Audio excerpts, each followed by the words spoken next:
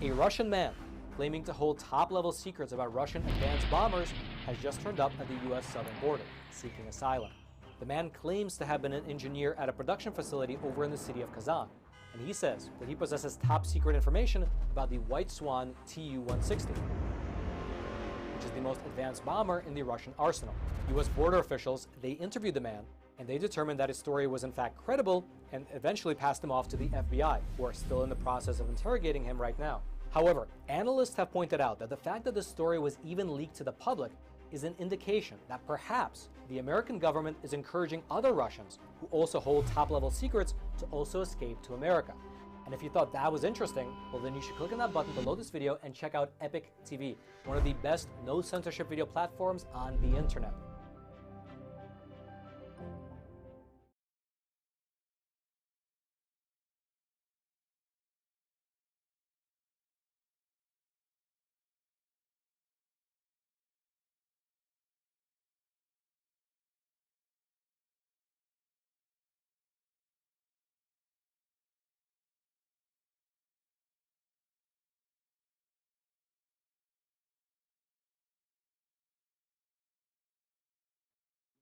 Member Bonamici, who's sitting right to my right. And in just a moment, I'm going to introduce her for her opening remarks. But let me tell you where we've already agreed. We've spent time together and we've already agreed on this, that we're going to have a robust meeting, discussion. And if I'm wrong or she's wrong, let's try to win each other over with the facts and debate as we go forward. So with that, it's going to be a great day, a great meeting. I'm going to introduce our panelists in just a moment. But first, let's go to Ranking Member Bonamici for her opening thoughts and comments. Good morning, Ranking Member Bonamici. Well, thank you so much, and Chair Bean, and it's a pleasure to welcome our witnesses and our colleagues on both sides of the aisle to the first hearing of the Subcommittee on Early Childhood, Elementary, and Secondary Education in the 118th Congress.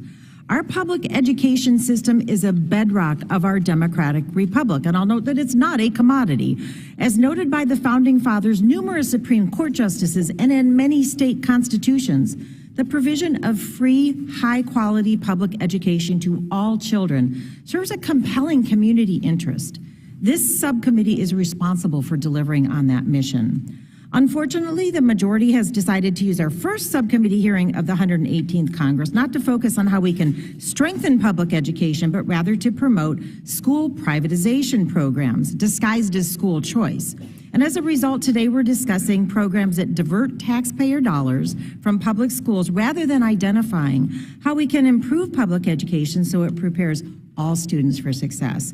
As a policymaker and a parent, I certainly understand the importance of families having a voice in where and how they educate their children. My own daughter chose a public arts magnet school. My husband and I wholeheartedly supported her in that decision. And I've enthusiastically joined my colleagues in supporting funding for evidence-based school choice programs that empower parents, improve student outcomes, and increase diversity. I'm pleased to see bipartisan support for increased funding for the federal Magnet Schools Assistance Program, which funds high-quality public magnet schools educating more than 3.5 million students nationwide. Democrats on this committee support funding for inter and intra-district choice programs, which provide families and students with a meaningful opportunity to attend a public school that might better suit their needs. I highlight these choice programs because they're rooted in a common goal: the improvement and advancement of a public education that benefits all students. Vouchers, tax credit scholarships, education savings account, and charter schools with little accountability, those types of programs my colleagues on the other side of the aisle are interested in discussing are antithetical to this goal for many reasons. The history of school voucher programs is ingrained in an active resistance to integration from white families across the South. Between 1954 and 1964, in the decade immediately following Brown versus Board of Education, Southern legislatures enacted more than 400 laws to undermine or disobey public school segregation. Many of these laws had the intent to or effect of draining resources from public schools to benefit private schools, often called segregation academies. It's important to learn from this history because from the mid-1960s to 1980s, amid court-ordered desegregation throughout the South, Private school enrollment by mostly white students grew by more than 200,000 students. The legacy of these policies is that today, public schools, particularly those schools that serve students of color and students from low-income families, are often left underfunded and with fewer resources.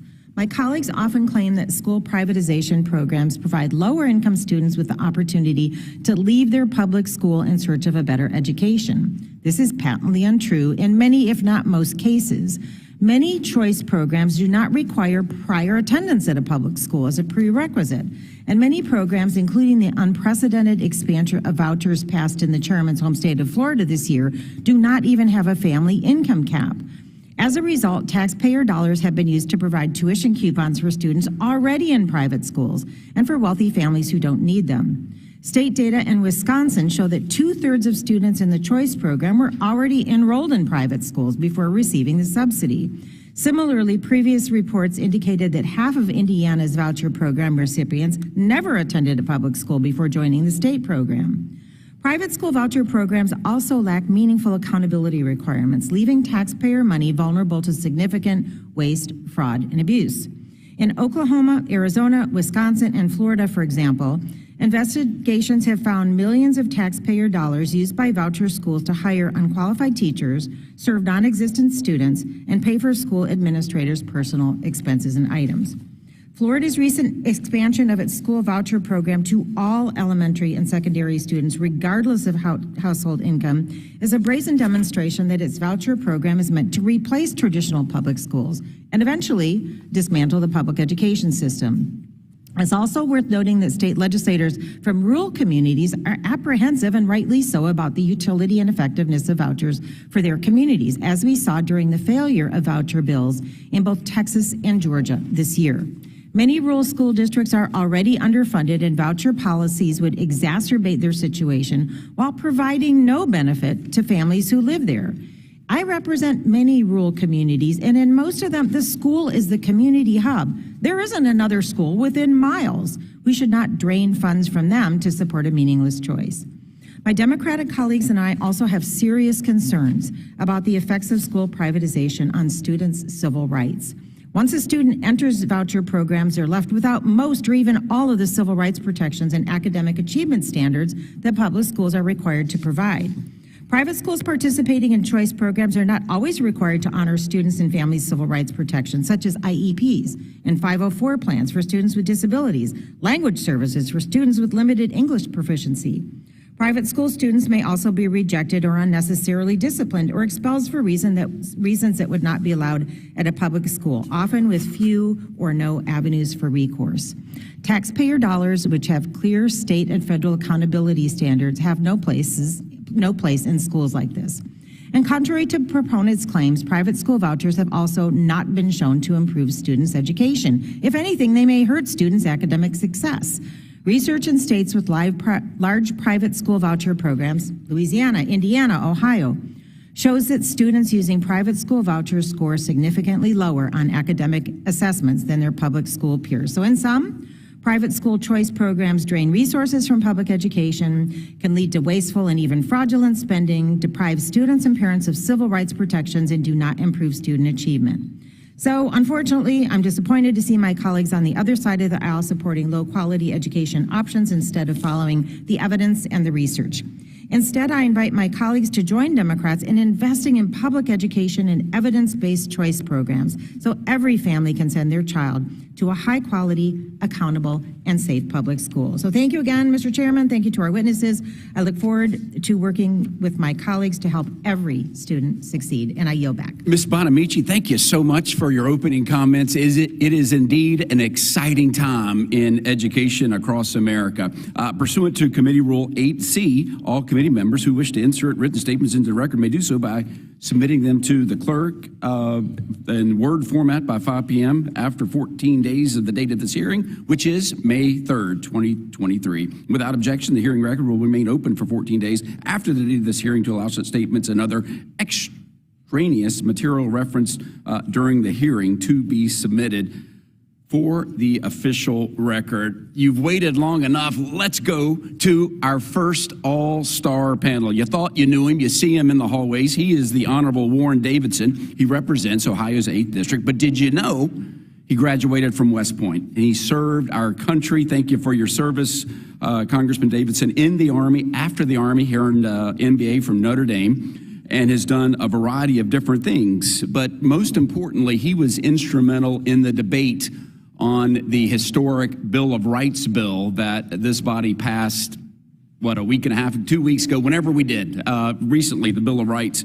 He's got an idea of how we can expand choice. We're looking forward to hearing from Congressman Davidson. Ranking Member Bonamici, you've brought a witness today, too. Tell us who it is. Indeed. Thank you, Mr. Chairman. We have with us today Congressman Mark Pocan, who represents the Wisconsin 2nd Congressional District, a position he's held since 2013. He's a small business owner, a union member, and a lifelong advocate for progressive causes. In previous Congresses, he served on this very committee, and I want to add that we miss his voice here on the Education and Workforce Committee, but we're glad he's back as a witness today. So he currently serves, importantly, on the Appropriations Committee, where he sits on the Labor, Health and Human Services and Education Subcommittee, and the Financial Services and General Government Subcommittee. Welcome, Representative Pocan. Thank you, Mr. Bonamici, and welcome, Congressman Pocan. And finally, our third all-star witness of our first panel, Adrian Smith. You see him as well. So lengthy of all of the roles that he's done. Sure, he represents in Congress, Nebraska's 3rd District, but prior to that, he was an educator, a real estate agent, and served his hometown as member of the city council. But notably today, he has a bill. He has a bill also that's focused on expanding choice and letting kids and families choose their own path going forward. So with that, let's get to our all-star panel. Welcome. We know y'all are on a tight schedule, so what we're going to do is allow each of you to speak as long as you want, as long as you stop after 5 minutes. So with that, let's get to Congressman Davidson. You're on the gun, and welcome to the committee. You are recognized, my friend. We're glad you're here. Thank you, Chairman Bean, Chairwoman Fox, and the rest of the committee for hosting me on this member panel today to talk about empowering parents and expanding school choice. I'm pleased the committee has decided to take this issue up so early in the 118th Congress, and it was great to be able to support H.R. 5, the Parents' Bill of Rights, as it passed the House recently without an important amendment. Nevertheless, what is the proper federal role for education policy? I think we can all agree that the status quo does not fit our various descriptions and expectations. While I do like Thomas Massey's one-sentence bill ending the Department of Education, the reality is rather than quitting cold turkey, communities need us to actually unwind years of policies that have made schools dependent on federal dollars at the expense of their own local autonomy, local decision-making aligned with the views and values of their community. The surest remedy to accountability for these dollars is to fund students via parents rather than schools. Courts have found that parents have vast authority when it comes to deciding how to raise and educate their children, and it's exciting to see under Republican leadership in the House that Congress is finally discussing policy that reflects this reality. Parents have the right to determine their children's future, and it's up to us to ensure that they have the tools they need to make informed decisions that align with their values and beliefs. This starts by removing unelected and unaccountable Washington bureaucrats from the classroom. People here in this town don't need to decide things that parents are empowered to decide. Unfortunately, millions in taxpayer dollars currently prop up failing school systems that generate abysmal student outcomes year after year. Not to mention, they sideline parents throughout the entire process. A couple of weeks ago, I offered an amendment to H.R. 5 that, if adopted, would have required local school districts that receive these federal dollars to hold an open enrollment period for children both inside and outside of their school district. It left details about how many and what criteria the schools could choose, so long as they were not discriminatory and were made public. This proposal would have given parents the opportunity to pick the highest quality education for their child, no matter what zip code they live in. In 2023, roughly 80,000 students took advantage of open enrollment in my home state of Ohio. Participation has steadily increased over time, and it's thanks to the abundance of school choice options leaders in my state have worked tirelessly to provide parents. Now, they have a lot of work left to do in Ohio, but one of the most popular programs, Ed Choice, provides K-12 scholarships to students who are assigned to underperforming schools, as well as to students whose families meet certain income designations. I think the principle should be that the money follows the student without these tests. Ohio's continued to expand eligibility for their school choice programs, in part because the results of these early programs have already been tremendous. Despite outcries from Democrats and teachers' unions, these programs have empowered parents with options and created competition among schools. Every student is different, and programs such as Ed Choice have encouraged schools to carefully tend to the needs of parents and their children who, if dissatisfied, can vote with their feet and move to a more fitting school for them. According to a 2022 study by the Thomas B. Fordham Institute located in Ohio, the academic achievement of district students was, quote, significantly higher than it would have been in districts had districts not been exposed to the Ed Choice program. Ohio families are not the only ones reaping positive results of school choice programs, as was highlighted in opening remarks by the chairman. There has been an explosion of school choice legislation introduced in states all around the country. And while COVID was horrible, one thing that's been positive has been the attention families have given to school choice. One of the many ways Congress could phase out the Department of Education is to simply consolidate federal funding we appropriate to the department into block grants, which would be awarded to individual states based on how many citizens are in each state. This is another path versus the path that I offered in my amendment, and perhaps the most fitting in our Constitution. It is a republic, and if we gave these dollars to states, then the states, of course, would choose different courses of action, but it would certainly get Washington out of it and empower states to do things differently. There's clearly not a uniform consensus as to which way to go, but it would certainly be more fitting for federal dollars to empower a more local form of government. Congress uses block grants in Washington for a variety of programs, and so I hope that we can move closer to a more constitutional form of government in all respects, but certainly with respect to education policy.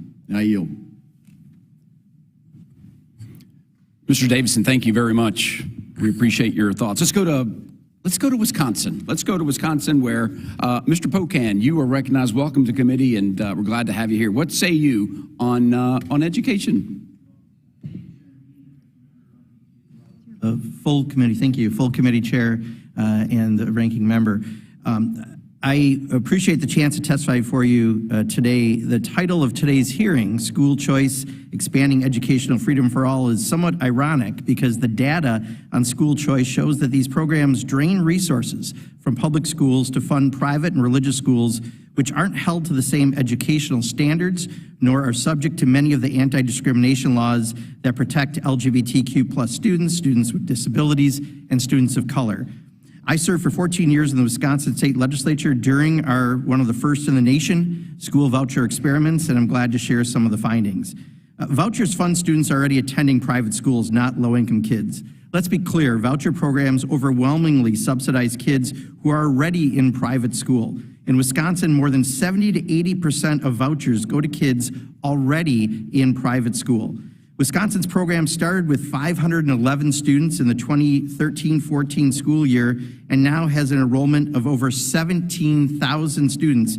And each year the program has consistently enrolled more students from private schools than from public schools. Cutting their resources to subsidize kids attending private schools that their parents can already afford is not about education, it's really about tax breaks.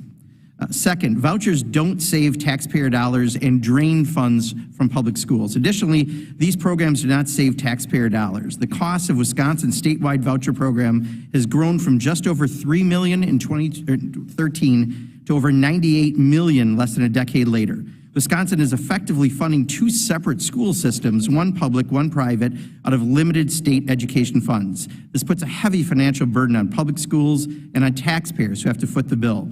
My Republican colleagues often talk about their support for rural communities, but voucher programs hit rural schools particularly hard and put these communities at risk. I live in a rural community of 830 people myself. Rural communities can't afford to lose their public schools because of unaccountable voucher programs.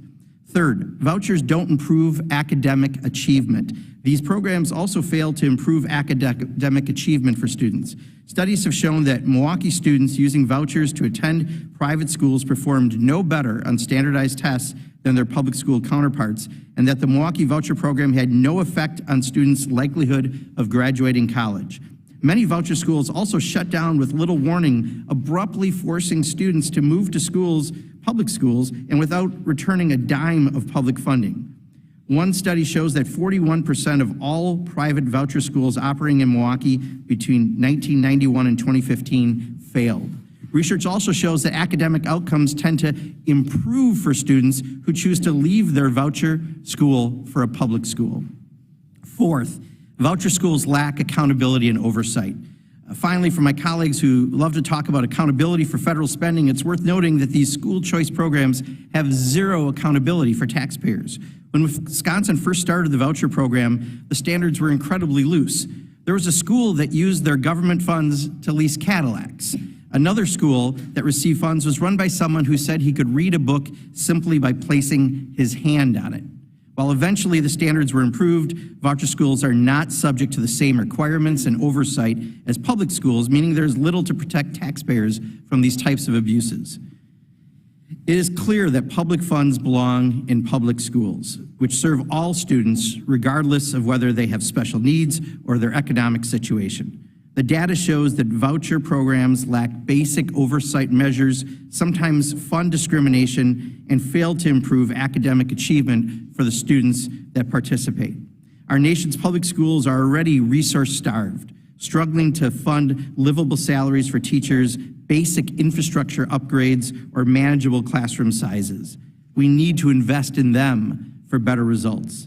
Thank you for this opportunity to speak today, and I yield back. Mr. Pocan, thank you so much. If you're just tuning in, we're talking America's educational choice and where that leads and what we can do with it. We're on part A of 2 all-star panels. We're going to Nebraska now, where the Honorable Adrian Smith is standing by.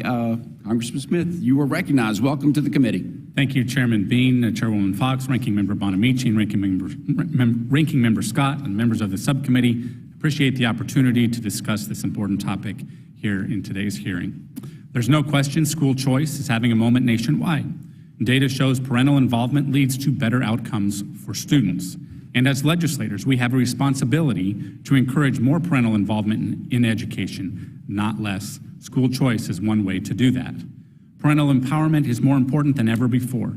It is incumbent upon us to come together and put forward creative solutions to ensure all children can access a quality education, no matter their background or where they live. This was an issue near and dear to our friend and late colleague, Representative Jackie Walorski. While I wish Ms. Walorski were here testifying before you today, it is an honor to have carried forward her bill alongside Representative Burgess Owens, who serves on this important subcommittee.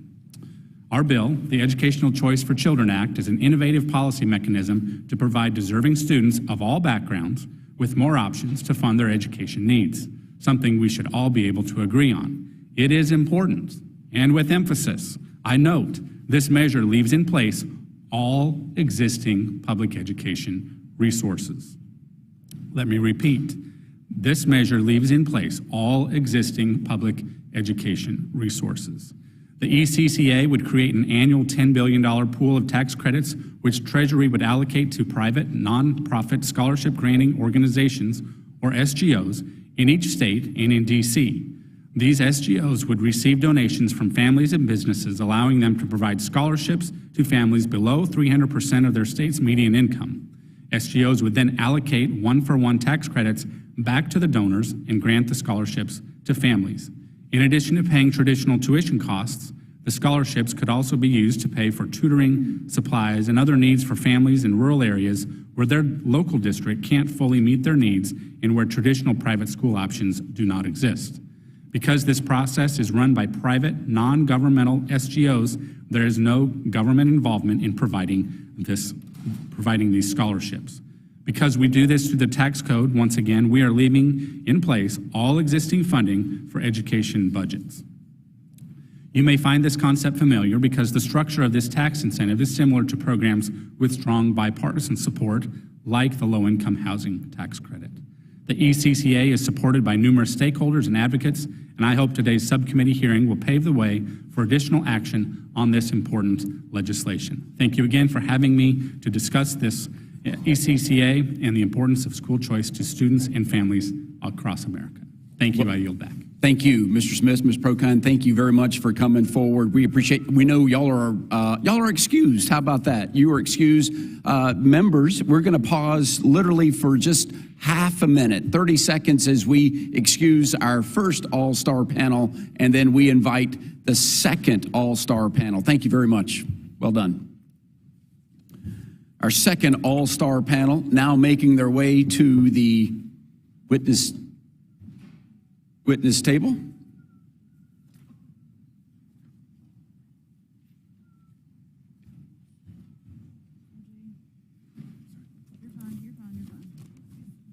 We are now looking for the witnesses for the second all-star panel.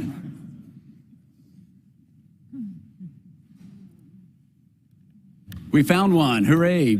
You're first. You get to choose. Your choice.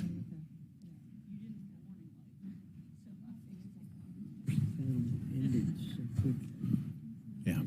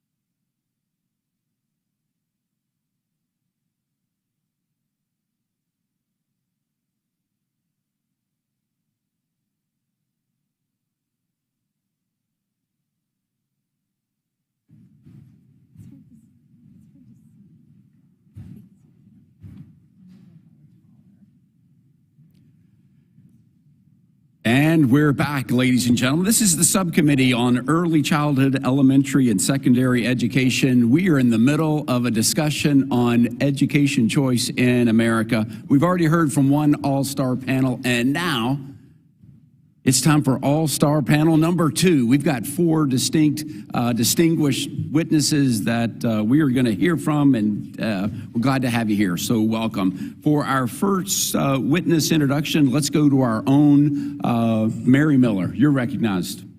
Thank you so much to all of our witnesses for coming today.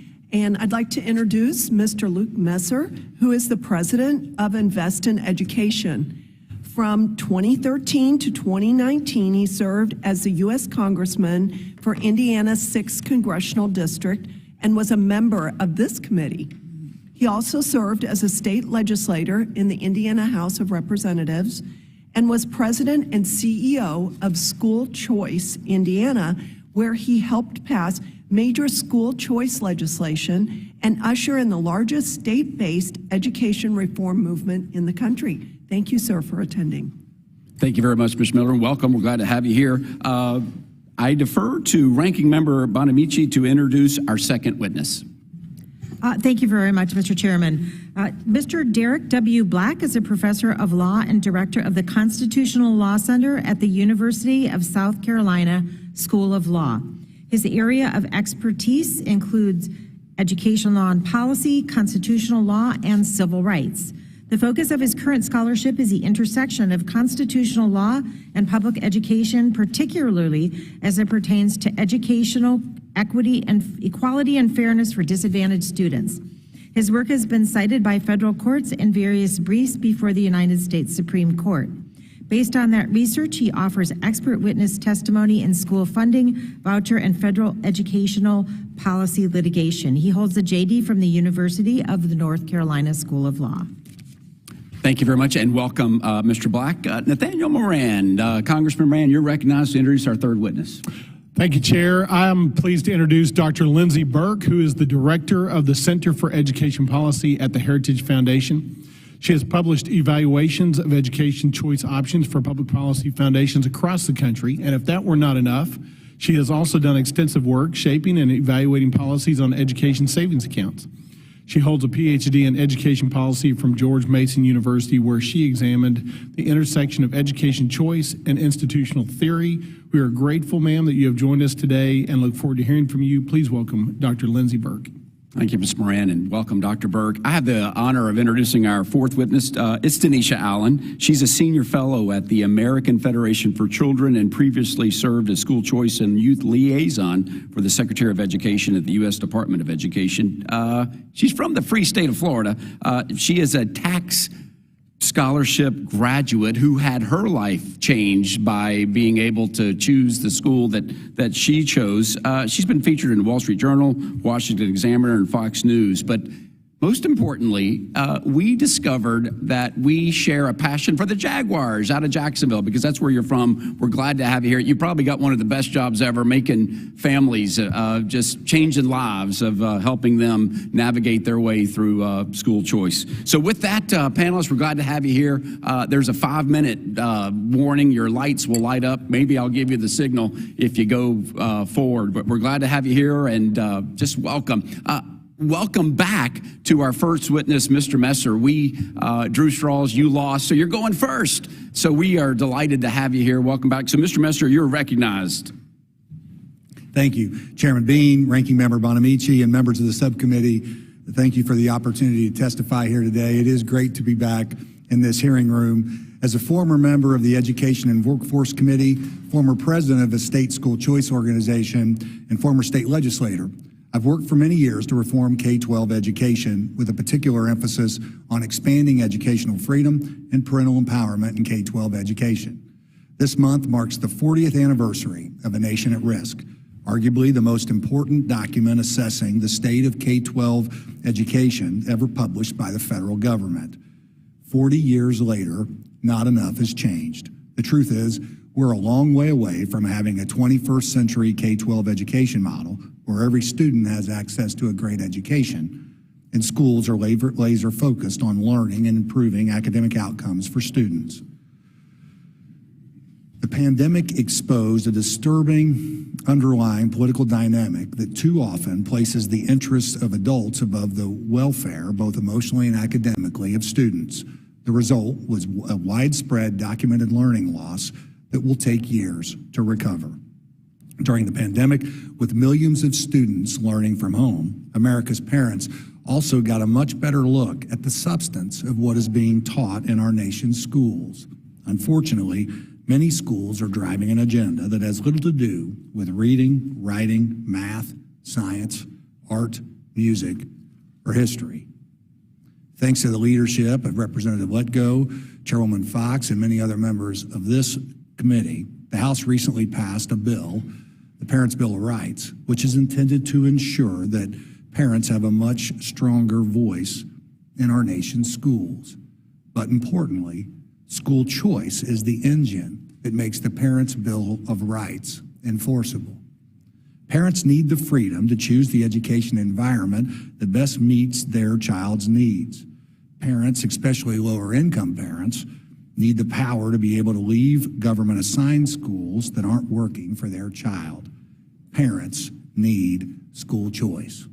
The great myth about school choice is that it allegedly hurts public schools. Decades into this debate, school choice is an experiment no longer. In America today, there are 3.5 million students in public charter schools. There are around 700,000 students benefiting from a voucher, tax credit, scholarship, or education savings account.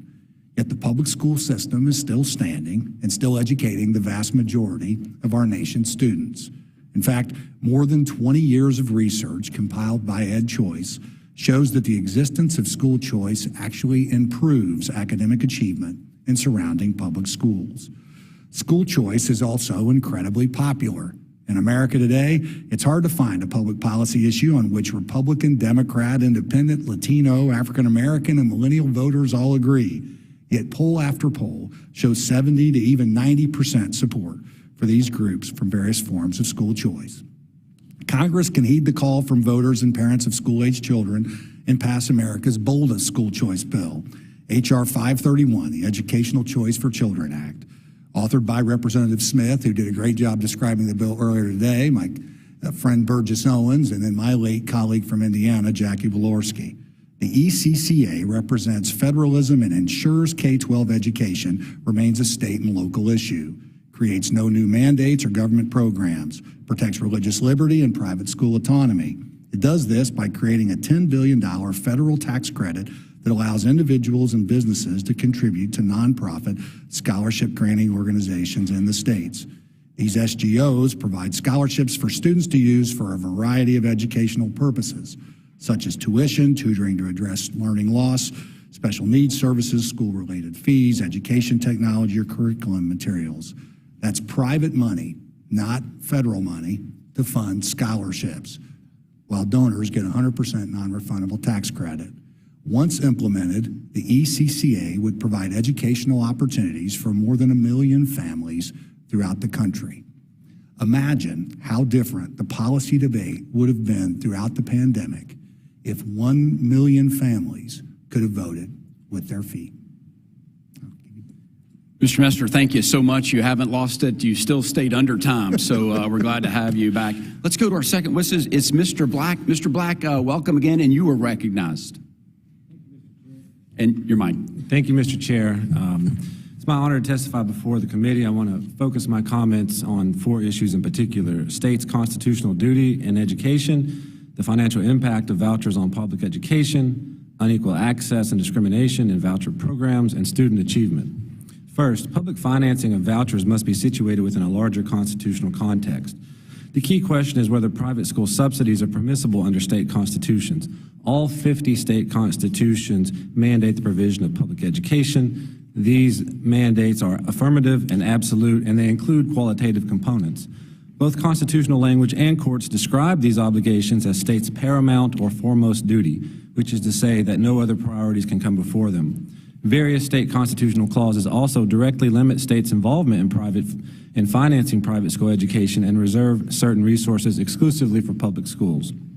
The purpose of those restrictions is to ensure states remain wedded to public education as their top priority and that public funds do not get diverted elsewhere to the detriment of public schools. Provisions of these sorts, for instance, have required the Florida, Nevada, and South Carolina Supreme Courts most recently to strike down voucher programs. It's also worth emphasizing that these state constitutional education clauses are a function of the United States constitutional mandate that Congress guarantee a Republican form of government in the states. Since the nation's founding, the provision of public education has been understood as a central pillar of American democracy and a Republican form of government.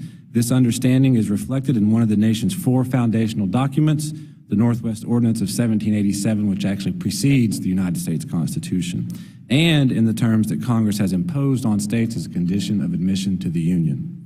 Second, various studies strongly suggest that many, if not most, states are failing to meet their constitutional obligations regarding public school funding, and these shortfalls tend to increase when states adopt voucher and voucher-like programs.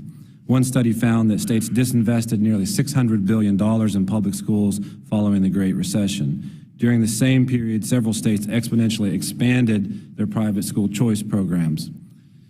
For instance, a 2022 report rated Florida's funding level in its public schools as an F, its funding effort as an F, and its distribution of funds amongst those schools as a D. At the same time, Florida spends roughly $1 billion a year on private school tuition. Conversely, states with the highest public education funding ratings do not typically support voucher programs. It is also worth emphasizing that even when public schools lose students, many of their costs relating to transportation, facilities, utilities, and personnel remain fixed.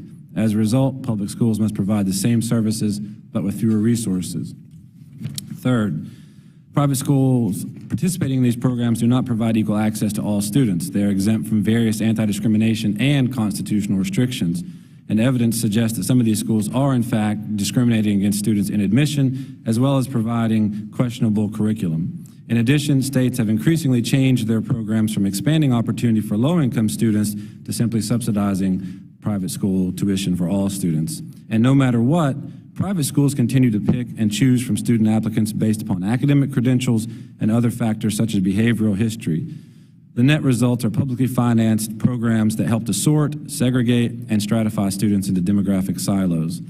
These dynamics pose serious challenges for our democracy and run contrary to the governmental role in education. If government is no longer willing to pursue its democratic goals, the rationale for publicly financing education evaporates. Fourth, many school choice proponents incorrectly believe that private schools and thus tuition programs offer an academic advantage over public schools. While the average test score in private schools is higher, this is a function of the fact that private schools are demographically distinct from public schools. When comparing apples to apples, public schools slightly outperform private schools. And studies, more specifically of voucher programs, show that students enrolling in these programs often perform worse than their similarly situated peers in public schools. Congress and states have never fully achieved their goals in public schools. But public education has, as much as any aspect of the American story, been a central pillar of achieving what Abraham Lincoln called a more perfect union. Now is not the time to abandon this crucially important project, but to redouble our efforts and recommit to its premises. Our state constitutions and national credos do not allow for anything less. Thank you. Well done, Mr. Black. Thank you very much. Our fourth panelist is Miss Allen. Miss Allen, welcome again, and you are recognized. And that microphone. Yeah. Thank you so much, Representative Bean, and for all the leadership for having me here today.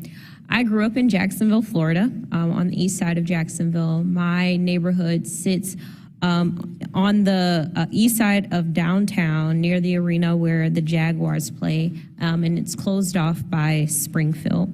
By all accounts, the east side of Jacksonville should be a prosperous neighborhood, but the reality is far different. It's been the focus of many projects in the city, but in statistics tell a sad tale. The median household income is half that of the citywide average. You can buy and sell drugs easily, crime is high.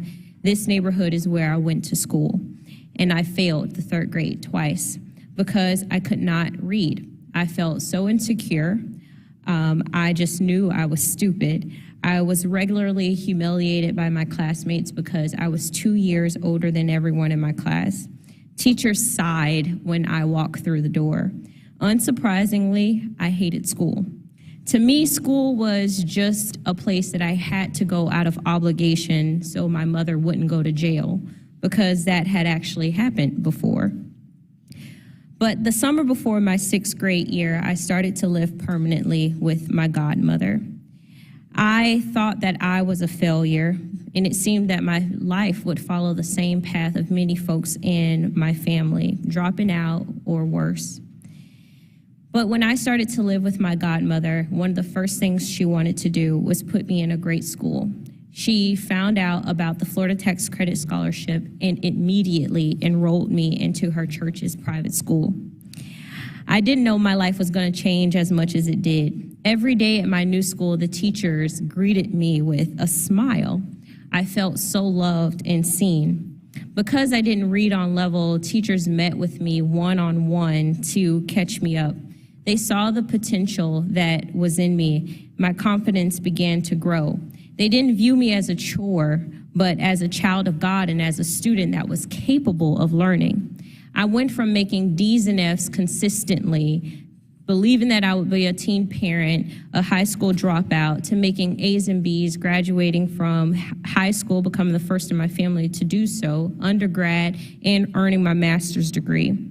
I now work full-time to create more opportunities for students nationwide. I learned that I was not a failure, but the public school system had failed me. Imagine all the students who are like I once was, students who are trapped in failing, poor performing schools, who don't read on grade level, who are destined to drop out, become a teen parent, spend the rest of their life behind bars. Imagine the students who are sitting in the back of the classroom being overlooked, even the students who are gifted, who are not being challenged enough, and telling all of those beautiful faces that there is a feasible alternative, that their liberation is in the form of education freedom, but only if their state leaders prioritize their students' needs above systems. Students in this country deserve a K-12 option that is beyond the singular one the government has assigned to them. Yet in many states, the opportunity for America's students remain out of reach. Florida, my home state, is a bright exception. Over 100,000 Black students in Florida are enrolled in their non-district schools. And for context, that means that there are more Black students in Florida that are enrolled in choice programs than 30 states have Black students overall. School choice does not just benefit students who have left district schools. As school choice has been expanded in the state of Florida, the district schools have also seen strong academic gains, both outpacing Black students nationally and narrowing the achievement gap between white students in Florida. The sad reality is that many states will never access this, students in states will never access this life-changing opportunity unless Congress acts. There are many proposals to provide more options to parents, but the Education Choice for Children Act would allow education freedom now more than ever. School choice is a rising tide that lifts all boats. My own life is a reflection of that data, and as someone who saw firsthand the power that it's had in my life, I can't wait to see the amazing things that happen across the country. I encourage Congress to act swiftly to ensure that no child is left behind. Thank you. Ms. Allen, thank you so much, and thanks for coming and sharing your story. We're going to go to Q&A, questions from members. And members, everybody has 5 minutes. We have 5 minutes ourselves. Here's the list that I have right now, and if this is not correct, whisper in my ear. But questions will go in the order of Bean, Bonamici, McLean, Norcross, Moran, Sablon, Williams, Bowman, Miller, Wilson, Owens, Hayes, Kiley, Scott, Fox. After we get and hear from Dr. Burke, because Dr. Burke, we're not going to forget about you. We're glad to have you here. So Dr. Burke, let's go ahead and give you 5 minutes too. Thank you. Welcome. I think I get 6 minutes now. Amen. My name is Lindsay Burke. I'm the director of the Center for Education Policy at the Heritage Foundation. The views I express in this testimony are my own and should not be construed as representing any official position of the Heritage Foundation. Thank you, Chairman Bean and Ranking Member Bonamici, for the opportunity to testify today. Over the past decade, states have increasingly adopted private school choice options such as vouchers, tax credit scholarships, and education savings accounts. As of March of this year, 13 states have education savings accounts or ESA-style accounts, 15 have school voucher options, and 21 give families access to tax credit scholarships. What began as an earnest academic idea proffered by Nobel laureate economist Milton Friedman in 1955 in his seminal essay, The Role of Government in Education, has now become mainstream public policy, a cornerstone of state efforts to restore parental control in education and improve learning outcomes for students. And the benefits of education choice are numerous, and as school choice options expand, these benefits are being demonstrated empirically through a growing body of scientific research. To date, researchers have conducted 18 randomized control trial evaluations of the effect of school choice on students' academic achievement. RCTs are the gold standard of scientific research because differences in the outcome variable of interest between the control group and the experiment groups can be attributed to the policy intervention in question as a result of randomization, enabling researchers to draw causal conclusions to a high degree of certainty. Of the 18 RCTs conducted on the academic achievement impacts of school choice, 12 find positive effects for some or all students, 4 find neutral effects, and 2 find negative effects. The bulk of scientifically rigorous evaluations are unambiguous about the positive academic effects of school choice on students' outcomes. In addition to improving academic achievement, access to school choice significantly increases students' likelihood of graduating from high school and enrolling in college. Of the 7 experimental evaluations conducted to date on the effect of school choice on academic attainment, 6 find statistically significant positive effects for some or all students, and 1 finds null effects. No rigorous studies find a negative effect on academic attainment. One study is particularly noteworthy, the congressionally mandated evaluation of the DC Opportunity Scholarship Program, a voucher option for children from low-income families right here in the nation's capital. Participating students were 21 percentage points more likely to graduate than their students who did not receive a scholarship in the control group. You will be hard-pressed to find another policy intervention as successful as the DC Opportunity Scholarship Program has been. But school choice is important because it is providing accountability to families. When an assigned public school is poor performing, families in areas with education choice now have the ability to hold that public school accountable by taking their child's share of education funding elsewhere. And this is more critical than ever. On the most recent administration of the National Assessment of Educational Progress, student math scores fell 8 points for 8th graders and reading scores declined 3 points. Experts say this is the equivalent of wiping out 2 decades worth of learning gains. Overall, across the country, just 26% of 8th graders are proficient in math and just 31% are proficient in reading. Although school choice is primarily a state policy, there is a role for Congress to play in advancing education freedom, starting with areas over which Congress has ultimate authority. It should secure and expand the highly successful DC Opportunity Scholarship Program, formula funding the program, transitioning it from a voucher to an education savings account, and making it universally available to all DC children. It should make IDEA and Title I funding portable following children to schools of choice.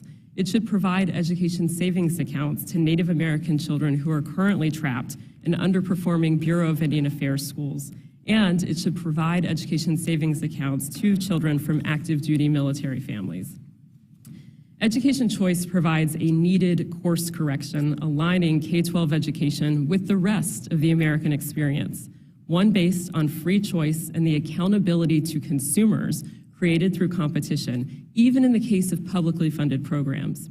Pell Grant recipients aren't assigned to particular colleges because they receive a Pell Grant. Food stamp recipients aren't assigned to the grocery store that is closest to their home.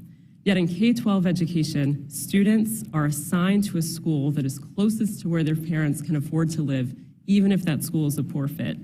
It is time to break the link between housing and schooling and fund families directly, just as we do in every other aspect of American life. Thank you. Well done, Dr. Burke. Thank you so much. And Mr. Messer, thank you for the gentle nudge to make sure our full panel has testified. We are going to Q&A, and I've got the list members of, I know there's several different committees going at once, so put the clock on, Bean, and let's get started. First of all, Dr. Burke, welcome. There's a group that says money. It's all about money, and we need to funnel more money to public schools, but you and I talked earlier, that may not be the case. There are some states that spend a whole bunch more and may not get. Can you comment on money? Is it all about money, Dr. Burke? It's not about the money at all, and thank you for the question, Chairman Bean. You mentioned New York. New York City is now spending north of $38,000 per student per year. And if we look across the country, we know that Now, Dr. Burke, if they're spending $38,000, that's not per student. Is that per student? That is per student per year. So they are probably far and ahead getting the best results. Is that right? If money mattered, that would probably be the case. But to your point, money doesn't matter. There's no correlation between spending and academic achievement in the research literature that's out there. And we're now spending nationally over $17,000. That's revenue per pupil per year. And we can look at the private school sector. You can look at the Catholic school sector in particular. Catholic schools are spending less than half of what we're spending per pupil in the public system and getting results that are far beyond what we see in traditional district schools across the country. So money just simply doesn't matter. It's not about how much we spend. It's about who controls those dollars. That should be parents. So is it true, there's an argument, and I say this sometimes, and is this correct or not? I mean, we can either fund the system or fund the student. Is that clarifying and we get better results of funding the students? Would you agree? As a general rule, we should absolutely move toward funding children, not systems. And we should fund the student. We should not fund a system to which we assign a student based on where their family can afford to buy a home. That is an inequitable way of funding K-12 education. So we should move in that direction, certainly. And this is what states are doing across the country. State after state now are recognizing, just as Milton Friedman did, that just because we publicly finance education does not require government delivery of schooling. And so that's what Education Choice does. It separates the financing of education from the delivery of schooling and funds families directly, enables them to choose learning environments that are safe and effective and reflect their values. Thank you, Dr. Burke. So I want to say, money doesn't mean, more money doesn't automatically mean better results. So that's good takeaway from, if we only learned that from this meeting, then we would be further ahead had we not known that point. Ms. Allen, what a tremendous testimony you have given. I think you have the greatest job ever, changing families' lives, knowing that they can access, to be part of that million African Americans who are attending public school choice in the free state of Florida. There's you may know this, there's the KIPP school on the west side of Jacksonville that has a fantastic statistic that is a game changer. The chance of someone attending public schools and going to college is less than 5% in Jacksonville when they attend public schools. But if they attend KIPP school, that number goes to over 80%. What's it like changing lives with a family, giving them the hope that they can send their they can send their kid to the school of their choice? What's that like? Yeah, it's amazing, to put quite frankly. Based on my personal experience, not knowing what was going to be possible, what potential lies, just following the same path as members in my family, but now working in this space to ensure that students across the country are given access to a high quality education is monumental. During my time in Florida as an advocate, the teachers union sued the Florida program twice. I was filming a commercial once to tell the teachers union to drop the suit. During this time, there was a little boy who was fearful that he would be ejected from his school, who looked up to me crying, saying, am I gonna have to leave my school? And that was very disheartening, to know that there are forces that don't want kids to be in learning environments that's meeting their ultimate need, because there are communities of schooling that's meeting them. Thank you. I was there when the Step Up for Students did a march on Tallahassee, and it was truly empowering. Mr. Messer, welcome back again. And briefly, in all of 30 seconds, what do we need to do to continue the march to bring the educational choice across America? What do we need to do? The key's parents. You know, you mentioned money may not make a difference. What does matter is engaged parents. And when you have school choice policies that empower parents to help shape the future of their child, you get better results. Thank you very much. That concludes my time. Up next will be Bonamici, McLean, Norcross, Moran. Ranking Member Bonamici, you are recognized. Thank you, Mr. Chair. I find it very concerning that my colleagues on the other side of the aisle consistently criticize public schools and then highlight what they see as their shortcomings, many of which are the product of decades of disinvestment, while proposing policies that would drain more resources from public schools and decrease their capacity to effectively serve. And I want to emphasize all students, because as we know, the voucher schools and charter schools, they don't all take all students. And when you adjust for all of those factors, I think it's baffling to say that funding doesn't matter. It does. But I'm going to ask my question to Professor Black. I appreciate your expertise on civil rights, and particularly your scholarship highlighting the benefits of equal access to public education. You know, for decades, civil rights laws, Title IX, IDEA, ESEA, those have significantly decreased discrimination and contributed to the goal of providing all students with the opportunity to get a high quality education. So how can absolving schools, especially private religious schools, from following civil rights laws affect students and families who may choose a private school as part of a choice program? And Professor, if you can bring the microphone a little closer, I think we'll have easier time hearing you. Sure, yeah. Well, I think as one of my colleagues once said, the further our children get away from public schools, the less we can protect Can you them. raise that up just a little bit? Thank you. I said the further children get away from public schools, the less we have the capacity to protect them. And you mentioned in your opening remarks that ultimately Milton Friedman's initial arguments were laid dormant regarding private school choice, and it really was not until the state of Virginia decided that it wanted to resist the desegregation of public schools there that there was any takers in the public school sector. African American children, at least at that time, chose to stay home rather than to participate in a private segregated system. Now, of course, a lot has changed since then, but as you point out, states consistently refuse to apply anti-discrimination standards in their private school programs. In fact, when we have hearings like this and people insist there must be accountability, there must be anti-discrimination protections, religion, gender, sex, there is almost always a refusal to include those provisions in those programs. And so students are left to a market that can deal with them instead of students dealing with the market. Right, and I want to get to a couple more questions, Professor Black. And I want to know, I'm going to ask about students with disabilities, but I just want to know, I think about our role as policymakers. I think about all the students who were in the school. Ms. Allen, awesome that you're doing well. I think about all the students who are in the school you left. Our obligation is to them as well. Professor Black, I want to ask you about students with disabilities. I know they're participating in school choice programs. So where are they going and what do the schools do to meet their needs? Traditional public schools have infrastructure. They have specialized personnel, they have teachers, they have speech and occupational therapists, they have adaptive equipment. So what happens when students with disabilities go to some of these schools, and how would unenrollment of some students with disabilities and the money provided diminish the services to students with disabilities who remain in traditional public schools? Well, so two things. Number one, the IDEA protections which you referenced do not follow the students there. And in fact, some states have required students, although it's not always transparent, to sort of waive any disability rights they may have as a condition of accepting enrollment in a private voucher program. So that's number one. Number two, when you have fewer special education students enrolling in the private system, what you really have is a concentration of them in the public system, which again has an increased cost in the public system. It's losing students who may be easier to educate or cheaper to educate, but retaining the higher cost students. Public schools don't object to that, but there is a financial consequence to it. And they may go back to public school and then not get the funding, as Mr. Pocan pointed out.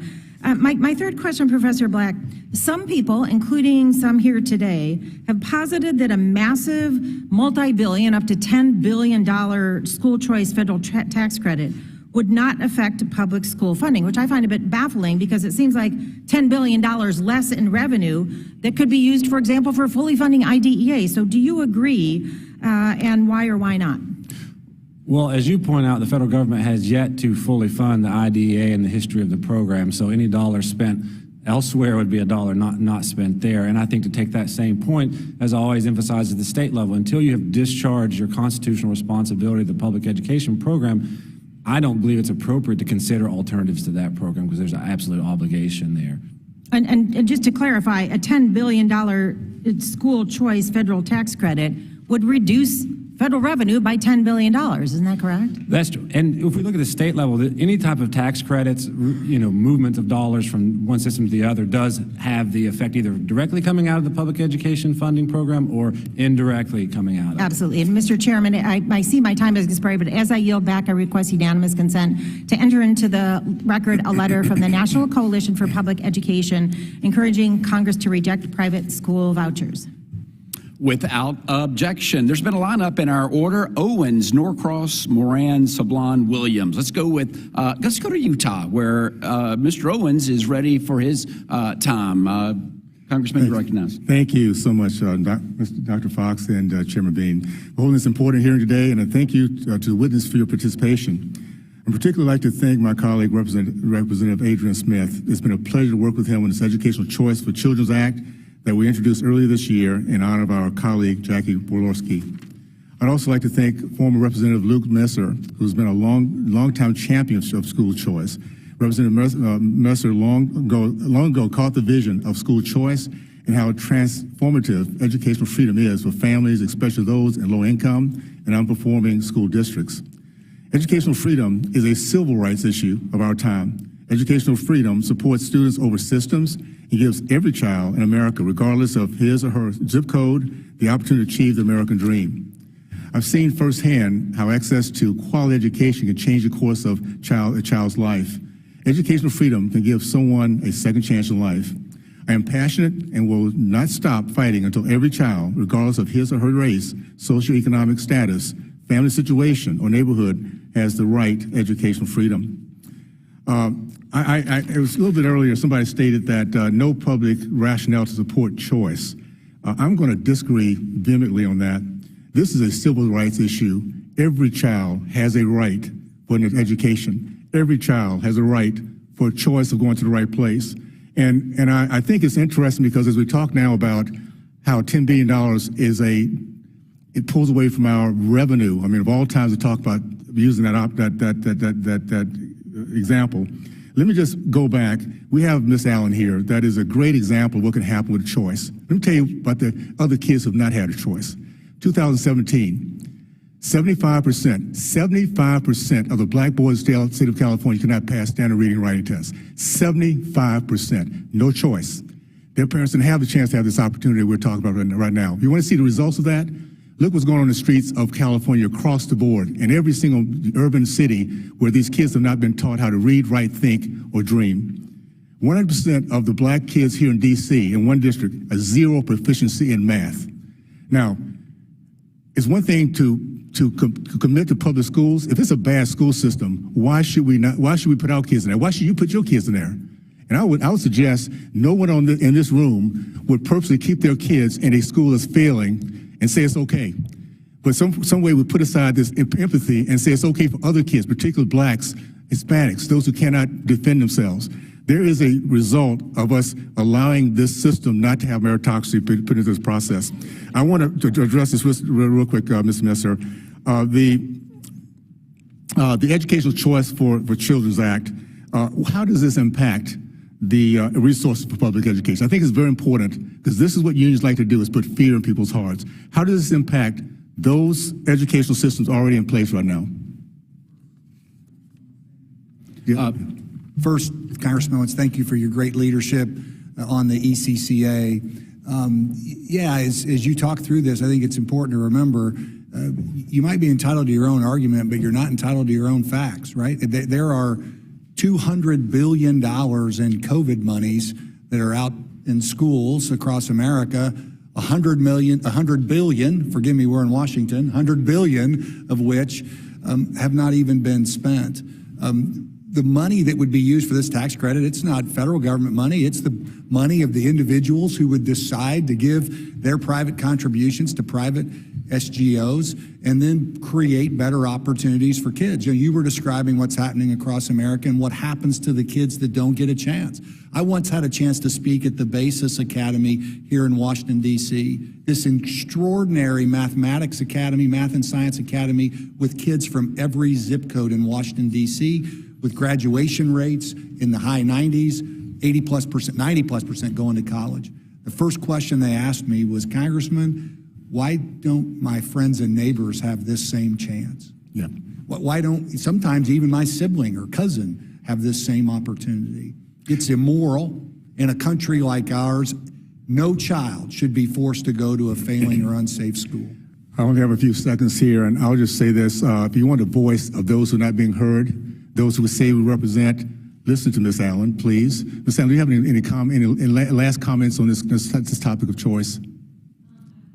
I would just like to reiterate what you said, that this is a civil rights issue of our time. I look at Baltimore, that's not too far from here, where dismal academic reports are pretty much every week being highlighted by the media. The scholarship program there is $3,000, but the average per pupil spending is $21,000. Thank you. Thank you so much, and I yield back. Thank you very much. Our order is Sablon, Moran, Bowman, Williams. Let's go to Congressman Sablon from the Northern Mariana Islands. You are recognized and welcome. Thank you. Thank you very much, sir, and good morning to our witnesses. Welcome. I'm trying to figure out if we want most of our students to aspire to those coming out of charter schools, when what we should really do is improve our public schools so that they could all, not just a few. But Professor Black, and again, proponents of school choice say that it will positively affect all schools and children. Is that true, sir? I'm sorry, I missed the last couple of words there. All right. It is said that school choice will positively affect all schools and children. Is that true? Positively affect? It's hard for me to conceive as to how school choice would positively affect all schools given the financial impacts of private school choice on public school budgets, and particularly given there was discussion earlier as to whether money matters, and the research consensus of decades is that in fact public school funding levels are positively correlated to student achievement, and in fact even those who have questioned it when put on the stand in court have conceded that of course not all money matters. If we waste money it doesn't matter, but that money spent on things that matter in public schools have a very positive impact on student achievement. So I don't understand how removing funds from them could have a positive effect. And again, Professor, our colleagues on the other side of the aisle like to frequently point out that the word education is not found in the United States Constitution when they're trying to justify school choice programs and funding private elementary and secondary schools. Can you please speak to the history of public education as a founding principle of our great nation?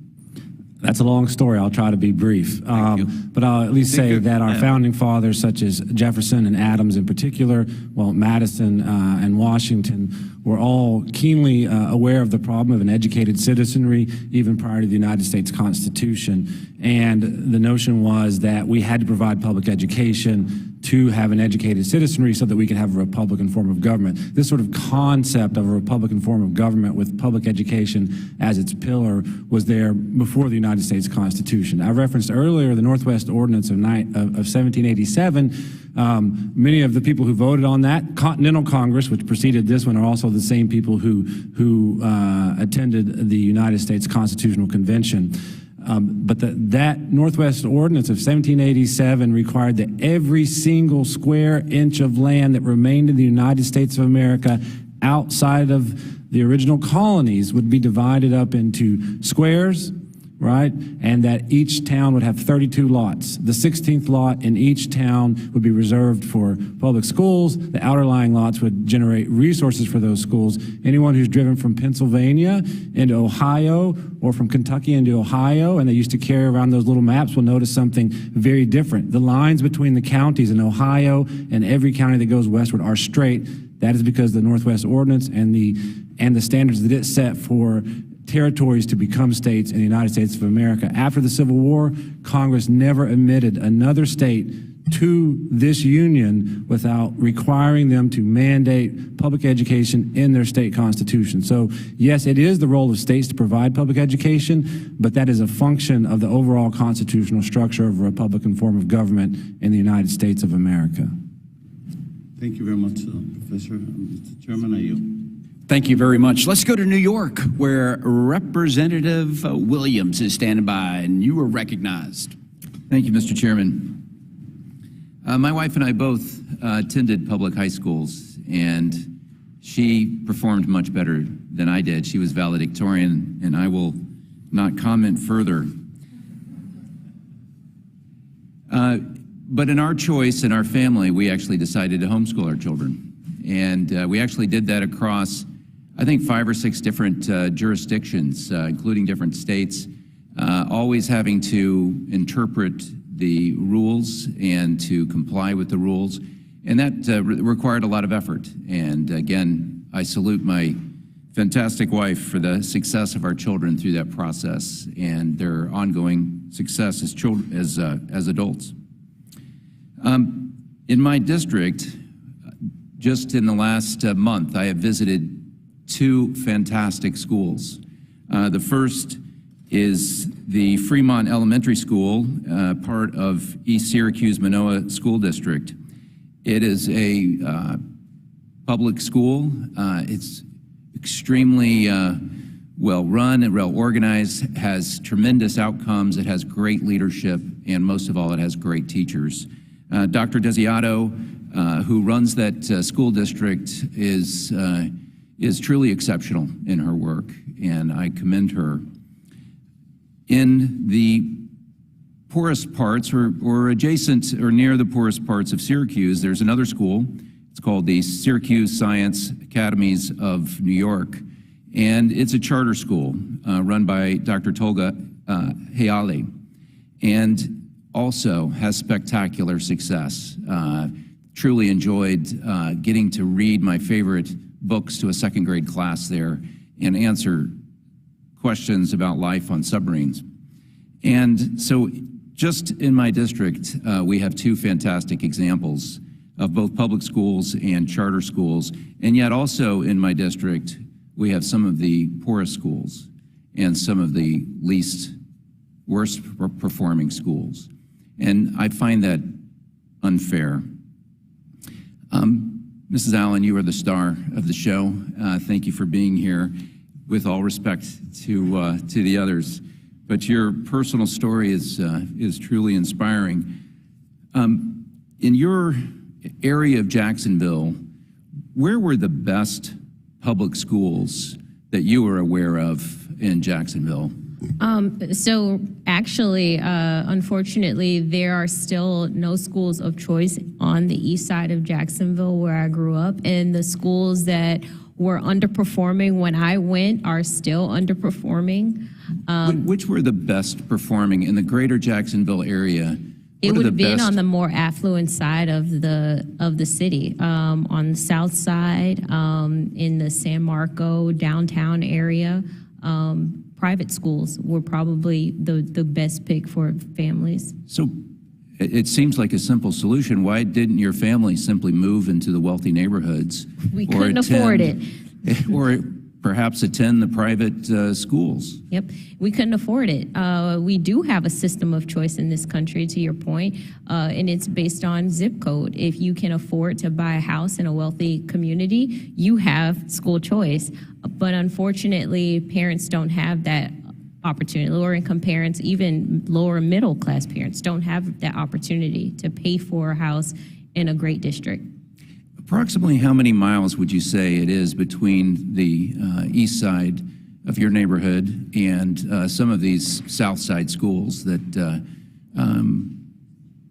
were high performing? Approximately how many miles would you say? I would say about 5 miles from Jacksonville to a great school, which is just right across the river. And so your opportunity to attend a school of your choice, did it require that you move? No, it didn't. Actually, I was able to go to a private school on scholarship and drive to that school. We didn't have to move from the neighborhood, yeah. So you were able to stay in your neighborhood, and because of the choice, you were able to markedly change your education opportunities. That's right. Okay. Well, I think that's a wonderful story, and seems like the easiest solution to overcome geography and a lot of the discrepancy that we see in our public school system. So thank you for sharing your testimony. Thank you. Thank you very much. Let's stay in New York, where Mr. Bowman is standing by and ready for his 5 minutes. He is recognized. Thank you so much, Mr. Chairman. Thank you to the witnesses for being here. I want to start by saying that I went to public schools my entire life. And I received an excellent education in my public schools, and now I'm sitting here as a member of Congress after beating a 31-year incumbent in 2020 without taking any corporate back money. So that's pretty impressive, I would say. So I just wanted to add that for the record. Dr. Burke, you mentioned that New York City schools spend how much per student? So it just came out, $38,000, north of $38,000. $38,000, and that's based on what year's data? Most recent available data. So the From past which year? 2021, 2022. So 2021, 2022, correct.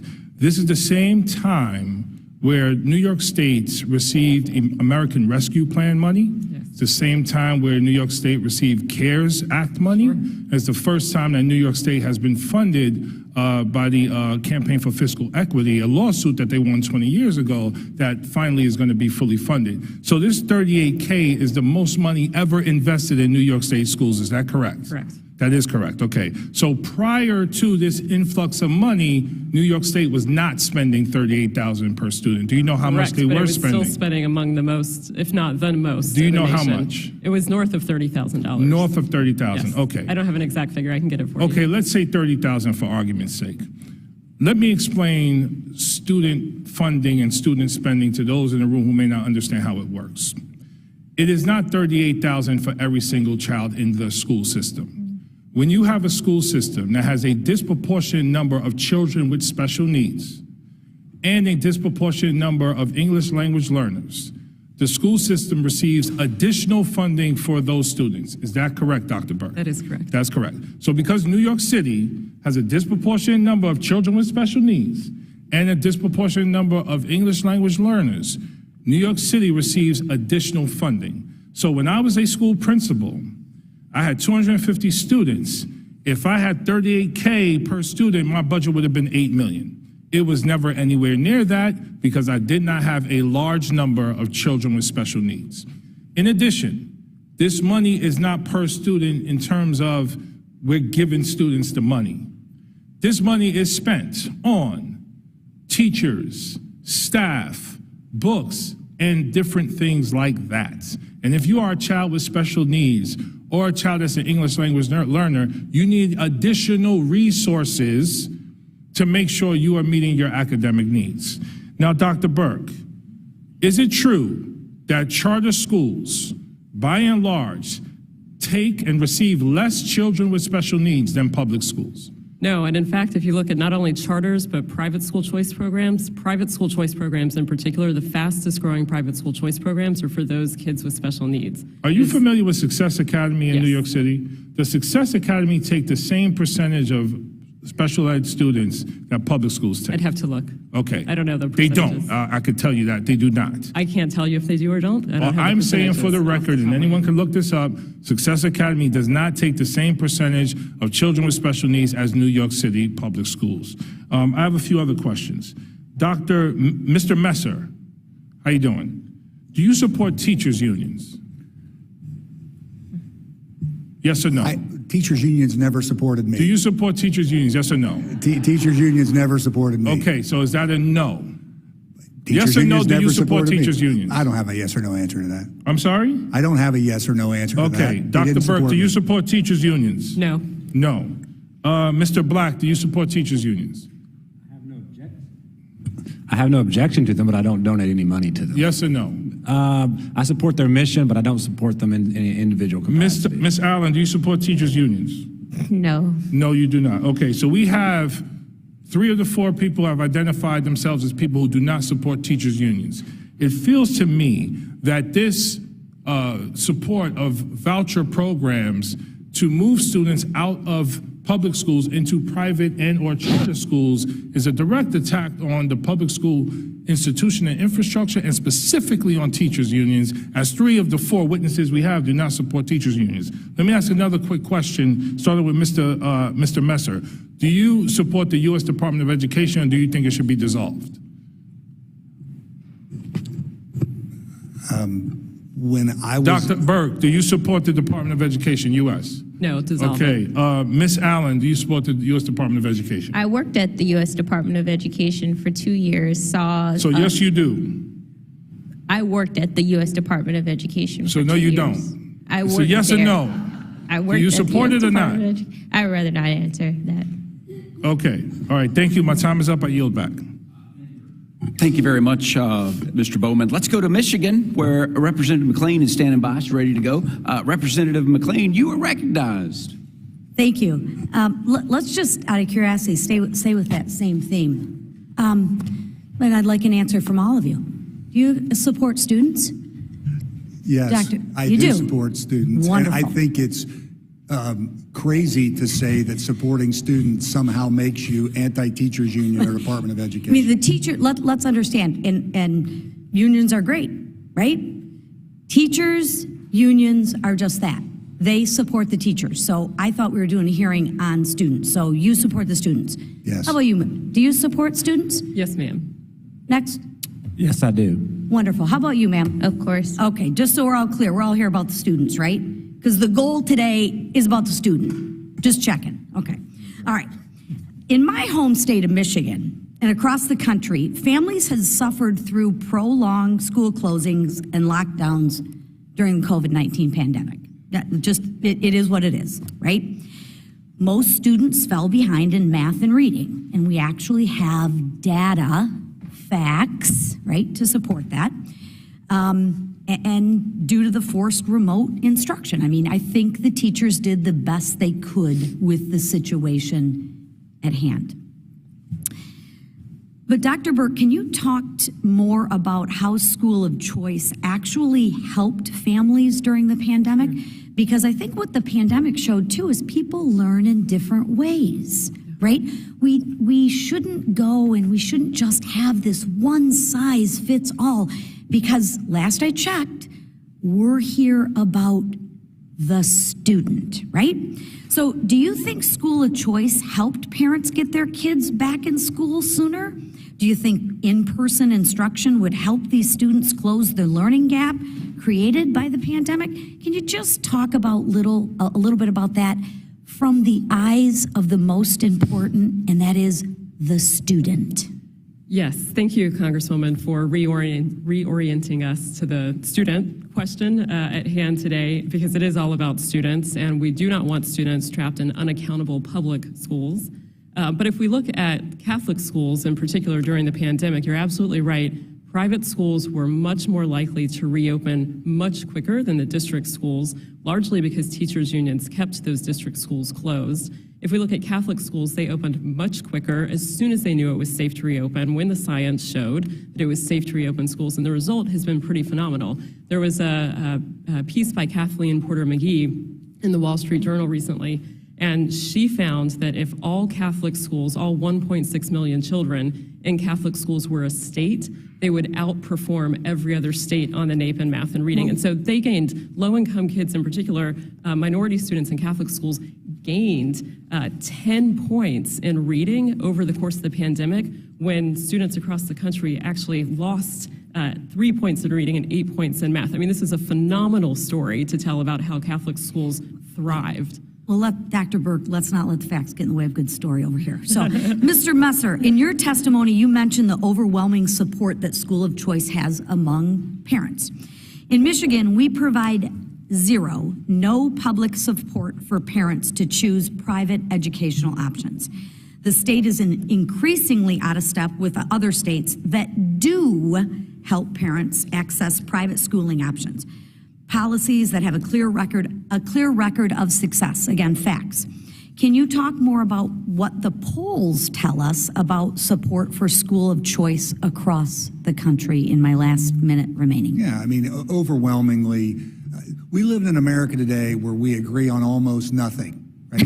But we all agree on school choice. Poll after poll, 90%, 80%, 70% of Americans support school choice, here's three simple concepts. One, no child in America should be forced to go to a failing or unsafe school, and every parent should be able to move their child if their kid's in that kind of school.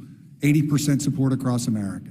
It's not fair that only wealthy parents get to choose where their child goes to school. 80% support all across America. Schools should focus on the basics, not pushing a political agenda. Parents should have a right to send their child to a different school if they think their school has gotten too political. 80% across America, including, by the way, 80% of African-American parents who support that same point of view. If this was about what the American people want, we'd have universal school choice everywhere already. Imagine what we can do if we put the child first. We leave politics and at the home. And again, just really put the children first, and we focus on facts. And amazing what would happen if we had some accountability and some measurements. So with that, I yield back. Thank you. Thank you very much. Let's go to Connecticut, where Representative Hayes is standing by for her 5 minutes. Representative Hayes, you are recognized. Thank you. I'm sitting here feverishly taking notes because I would like to recenter some of the comments that have been made in this committee. As an educator, I know for certain that predictable and sustained investments in our public schools do in fact lead to better student outcomes. And what we are talking about here today is decades of disinvestment. I agree that it is not fair that only wealthy parents should be able to decide where they send their schools, and I think the answer to that is to make all of our public schools the best that they can be. I also want to say, just as a follow-up to Representative Bowman's questions, is that we are mandated. We have two very important mandates by the Individuals with Disabilities in Education Act. Public schools have to take differently abled students, and we are mandated to address the needs of those students first. Two very important things stand out. We have to provide a free and appropriate education to kids with disabilities, and we have to do that side by side with their peers in the least restrictive environments. I will also say that this conversation about supporting students, supporting teachers is supporting students. I hear over and over, I've heard that the COVID pandemic exposed what teachers were doing in the classroom as if teachers were hiding something. That teachers' unions, the work that they've done. I remind you that teachers' unions are teachers.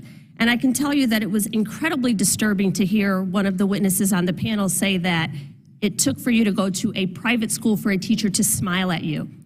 Educated in public schools, taught in public schools, my children go to public schools, and I can tell you that those environments are warm and nurturing and could use additional federal funds. But this idea that the panacea for academic success is charter schools is completely deceiving.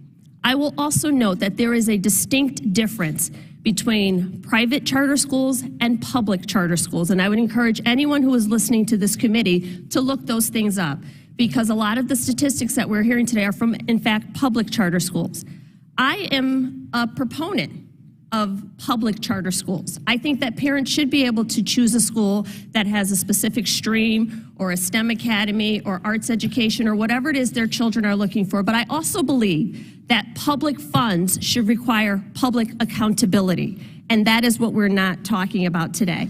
90% of our children go to public schools, and we should make sure that all of those schools, whether it's the school 2 towns away, the school across the street, or the school around the corner, is the best school that it can be with the highest quality public education.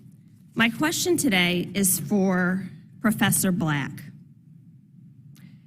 The Department of Education collects extensive data on public schools, including achievement, enrollment, discipline, bullying, and harassment, and special education information. This data collection helps make an informed decision on children's education. Unfortunately, in most states, private schools and private charter schools are not required to report the same information, even if they accept vouchers or public funding.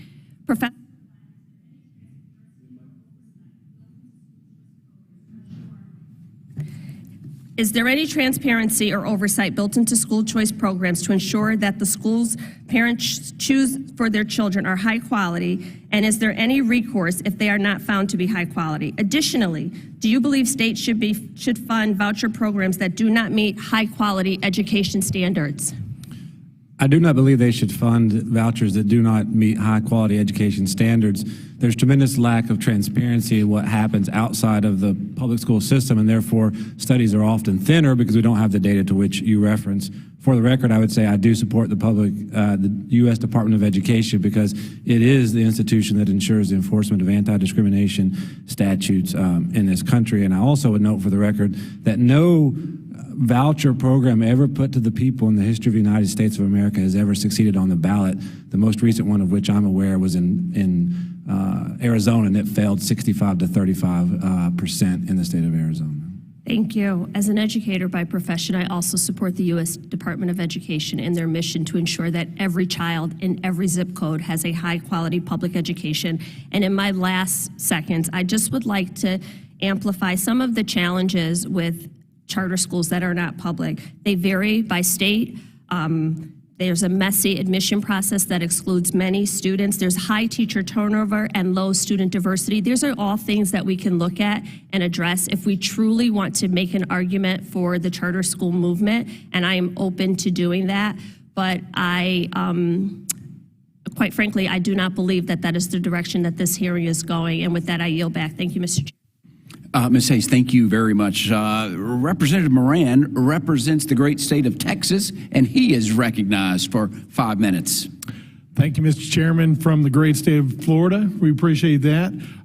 Dr. Burke, I want to turn my attention to you and give you an opportunity to elaborate about some of the things that you mentioned in your brief and in your opening statements. In particular, you mentioned about the D.C. Opportunity Scholarship Program. It's something Democrats have long criticized. That's especially unfortunate because, as you pointed out, the D.C. OSP has been remarkably successful. This program has helped rescue students from underperforming public schools and gives them better options. What can you say to my Democratic colleagues on the left who argue that this program should be terminated? Yeah. I mean, what a travesty that would be for the thousands of children and their families who are currently enrolled. This, as I mentioned earlier, has been one of the great public policy success stories. And DC is home to a pretty robust choice marketplace now. Over 40%, probably over 50% at this point, of students have access to public charter schools or enrolled in them. There's public school choice and then the DC Opportunity Scholarship Program. And it has been a lifeline for children to attend safe and effective schools in the district. And you can see that play out. They show up at rallies where we see thousands of children who are rallying in order to keep this program secure. During the Obama administration, nearly every budget cycle, President Obama tried to zero out funding for what is the nation's only federally supported school choice program. And these families showed up day after day to fight tooth and nail to secure this option. And so I genuinely hope that we can put it on a more firm footing moving forward. Right now, the OSP is really at the whims of the federal appropriations process every year, and of course that can get politicized. We need to move toward formula funding the DC Opportunity Scholarship Program so that it is a stable revenue source. We need to make it open to every single family in Washington, D.C. Every child should have access to a safe and effective school. And if I could just really quickly, we keep hearing that public schools are underfunded. And as Mr. Messer alluded to a few minutes ago, they are still sitting on $100 billion of unspent ARP funding. I mean, there's more money than they can spend right now at the moment. We have to reorient toward funding families directly and moving away from funding these unaccountable systems of government schools to which we're assigning children. Thank you, and I appreciate that, and I appreciate the concept of accountability. That's something that I think when we get into this discussion about teachers' union gets lost because effectively the teachers' unions resist accountability for performance in the classrooms, and that's unfortunate. If we could actually have true accountability, it might work out a whole lot better. Let's turn now to education savings accounts, in particular for our military personnel.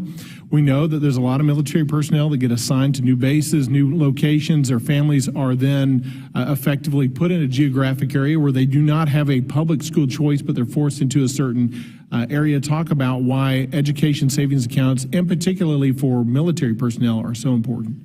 Thank you for that. And this is something that Congress should do as soon as possible, in my opinion. I mean, the national security is not only an enumerated power, but it is a responsibility of the federal government. And we know from survey after survey that about a third of military families have thought about leaving the service altogether because of the public school their child would have to attend at their next duty station. Kids of military families are assigned to the closest public school, to the duty station to which their parent is assigned when they move from state to state. We have to break that link, and we can do that by funding them directly through education savings accounts. A few military-connected children attend DoD schools. It's only actually about 4% of those children. The rest, 96%, attend public schools that are close to the duty station. And that has given a lot of heartburn to military families who need options when they are assigned to their next duty station in order to serve effectively. Thank you, Dr. Burke. And with the minute that I have remaining, I just want to ask you about this notion that seems to be arising from the other side about, well, if we're for school choice, somehow we're against public schools. Is that the way you see this debate going? Is it really that easy to say, well, if you're for school choice, you're against public schools?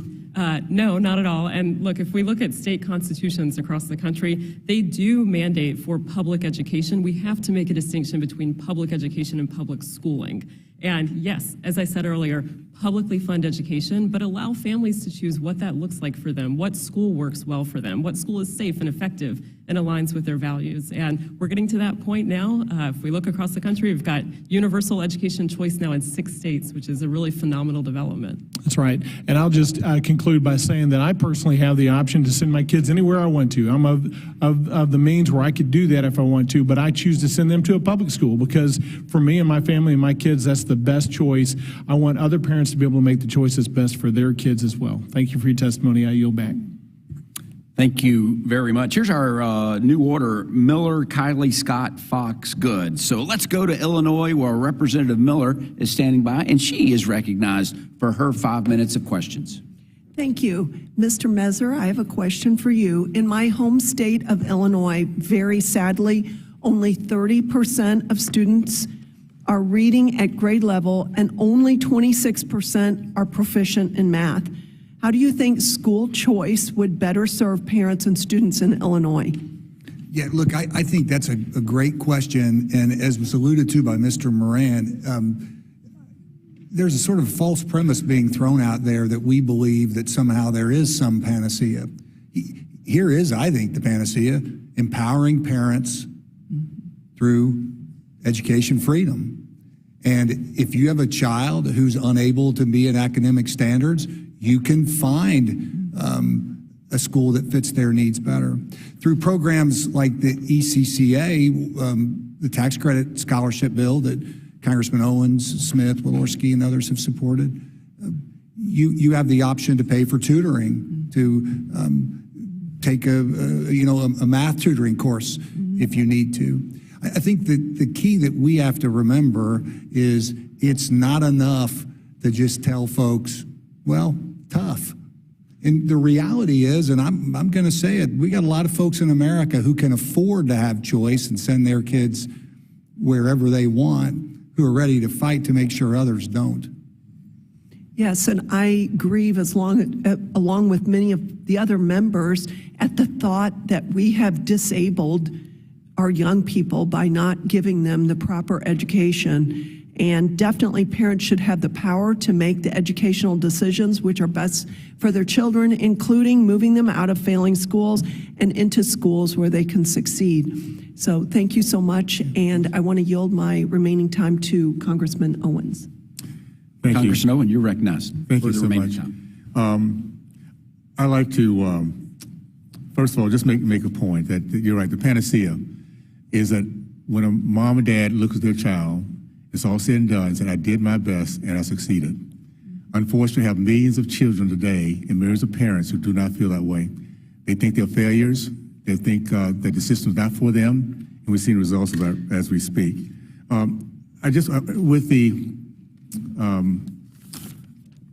With the Educational Choice for Children Act, help us understand also the scholarship organizations, how that works out, and is that something that comes out of federal budget, or just help us understand that piece of it? Well, you have 21 states in America today that have educational SGOs, scholarship granting organizations. The reality is that means that you also have 29 who don't. So the scholarship organizations will operate differently in the states where they already exist, then they just build on top of that.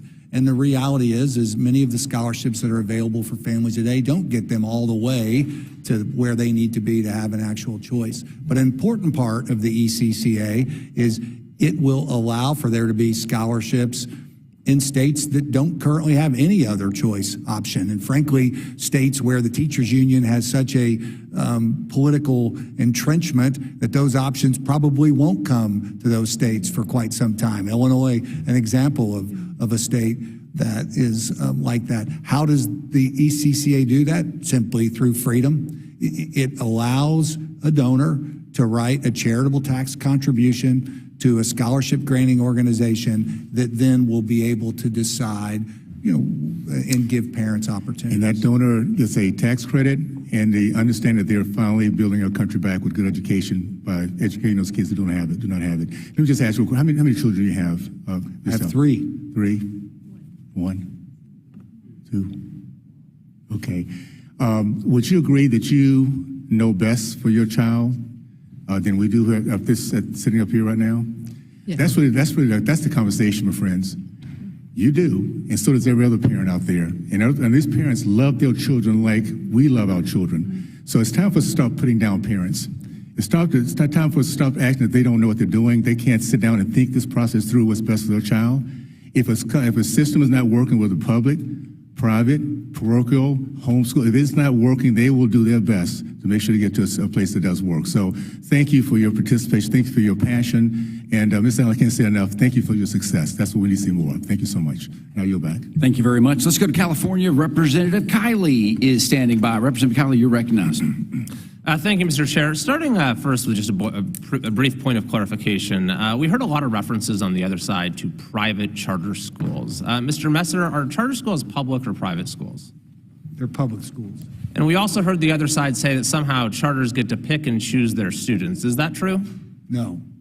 What are charter schools required to do when it comes to admission in most cases? There may be others on the panel that can answer better than me, but essentially, a public school is required to meet the standards of public schools. And accept all students? Yes.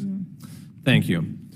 Professor Black, you're an opponent of school choice, correct? Not in all forms, but at least in the form of that we've been discussing thus far, yes. But private choice can, or I should say school choice, as mentioned earlier in the form of magnets, is tremendously successful, and charters with appropriate restrictions could also produce positive benefits that I would support. So I wouldn't say I am all for. Sure, or but all you against oppose the choice. use of public funds for private education, private schools. If there are, in most instances, I wouldn't say there are no instances in which I would say it was appropriate. Oh, and where would you support that? There are students who need residential housing situations because of severe physical and mental disabilities that simply cannot be delivered in a regular public education setting, and that seems to me. But by and large, you're opposed to the use of public By and large, I would think that by and large, the state constitutions are opposed to it, and I stand in accordance. But you don't with think that. private schools should be abolished or anything like that? No, I do not. So you do support the right of families to send their kids to private school if they can afford it? I support, yes. And so the likes of, President Biden, Governor Gavin Newsom, Nancy Pelosi, Elizabeth Warren, who've paid large sums of money to send their kids to private school, you support their right to do that?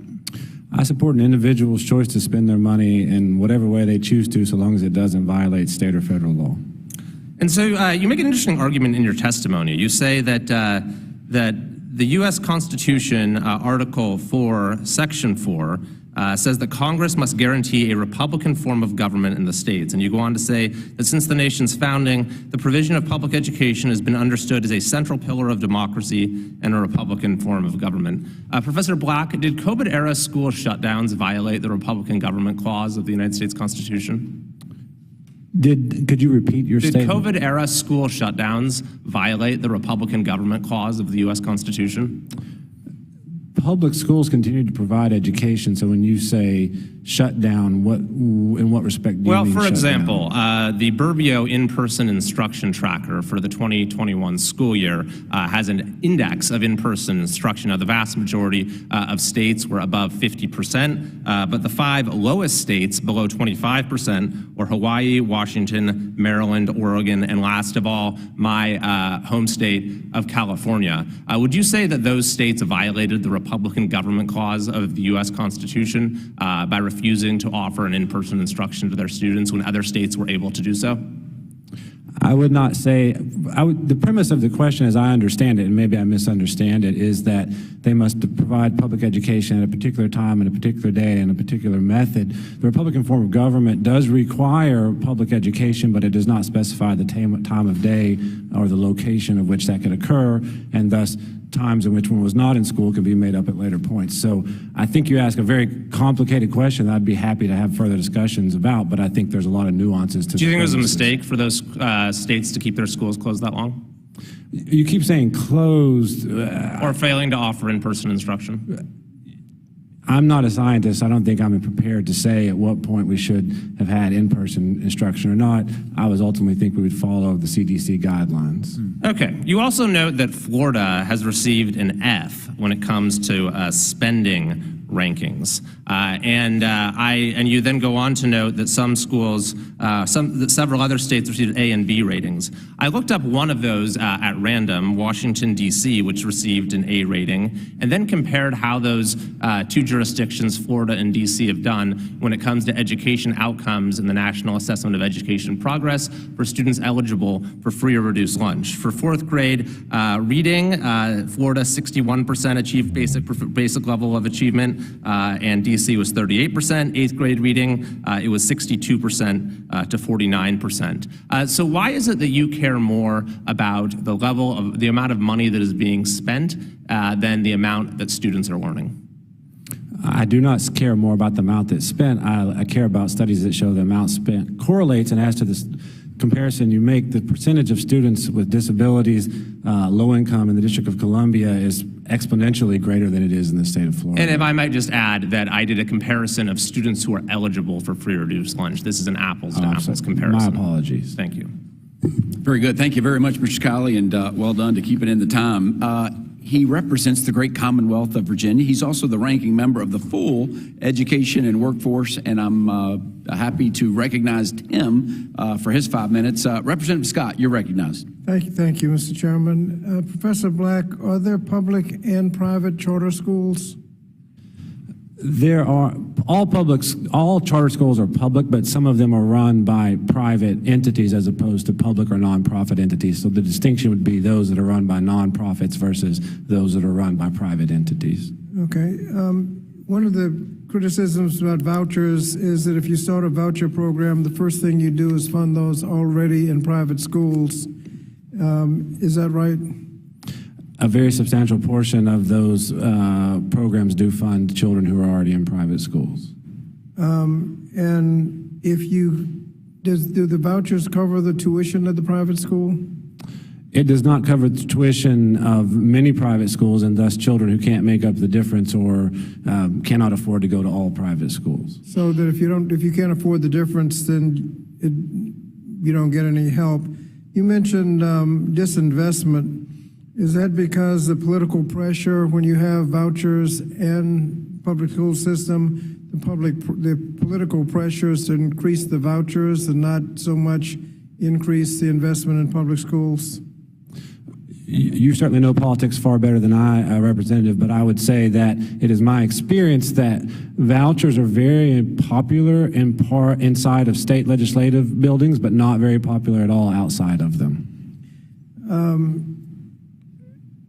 Do the private schools get to select who their students are based on academics, better behavior, or parental involvement? Yes. On evidence of success, Dr. Burke mentioned the success of the DC schools, I think, in terms of academic success. I think you mentioned that when you equate for parental involvement, education level of parents, other demographics, can you say what happens to the achievement level after you've done that? My reading of those studies is that the achievement levels are not higher in the private schools. Say again? My reading is that those studies, when we account for the things that you mentioned, do not demonstrate higher achievement in DC's private schools for students participating in those programs. In civil rights, talking about civil rights laws, one of the problems we're experiencing today is increased segregation in public schools. Green versus New Kent County, Virginia, is from my home state, that found freedom of choice unconstitutional. Can you say what these school choice programs do to the integration or segregation of our public schools? They do not contribute to it, and my understanding, based upon what I'm looking at, is they are perpetuating or at least facilitating additional, various forms of additional segregation and stratification in private schools, as opposed to public schools. In terms of discipline, if the private school expels problem students or doesn't accept private students, what happens to those students? They could raise a contract breach, but the United States Constitution does not apply to them. So they would end up back in the public school system? Yes. Are private schools covered by the Individuals with Disabilities Education Act? No. So what happens to all the students that need those services? They wouldn't get them. They wouldn't be legally entitled to them in a private setting. Now, we've talked about students who are stuck in a failing school and they need choice. It seems to me the rational choice was everyone would get up and leave. The fact is that whatever choice system you have, 90% of them are going to be left behind with less resources, less political pressure. How is it a good idea to leave those 90% behind? How are they helped with the choice program? They are not. As one study of Chicago schools aptly put it, the real privilege in America is not having to make a choice as to where to go to school. Thank you, Mr. Chairman. I yield back. Thank you very much, Mr. Scott. Let's go to the chair. How about this? She's the chair of the full committee. I was honored when she is on our subcommittee. She's also a former educator. She is from the great state of North Carolina, and she is recognized now. Dr. Fox, you were recognized for question and answer period. Thank you, Chairman Bean. I think you've held an excellent hearing today, and I appreciate that. Congressman Messer, it was a pleasure to serve with you, and it's a pleasure to see you in the role that you're in right now, working on such a great cause. Thank you very much. Thank you. You obviously have extensive experience on the issue of school choice at all levels. I've long believed that education is best handled at the state and local level and not the federal government. One of the best ways to empower parents rather than the D.C. bureaucrats is to put educational choices back in the hands of parents. You've served as president of School Choice Indiana, consistently advocated for school choice during your time in the Indiana State House. What principles do you think D.C. policymakers should keep in mind when it comes to education, and what can state and local leaders do to keep the federal government from micromanaging schools? Well, I think I've got a kind of a high-minded answer and then a really practical answer. Okay, so the high-minded answer is to remember the stakes, and we talk a lot in this building about the Constitution, appropriately so. I don't think we talk enough about the second paragraph of the Declaration, which says we're all endowed by our Creator with certain inalienable rights, rights that can't be taken from you, the rights to life, liberty, and the pursuit of happiness. You can't do that in America today. You can't pursue happiness if you don't have access to a quality education. We need to make sure every family has that choice.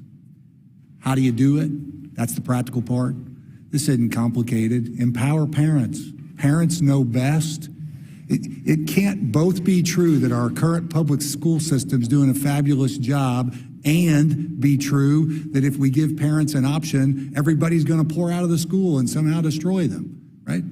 The reality is and we're now 30 years into this debate.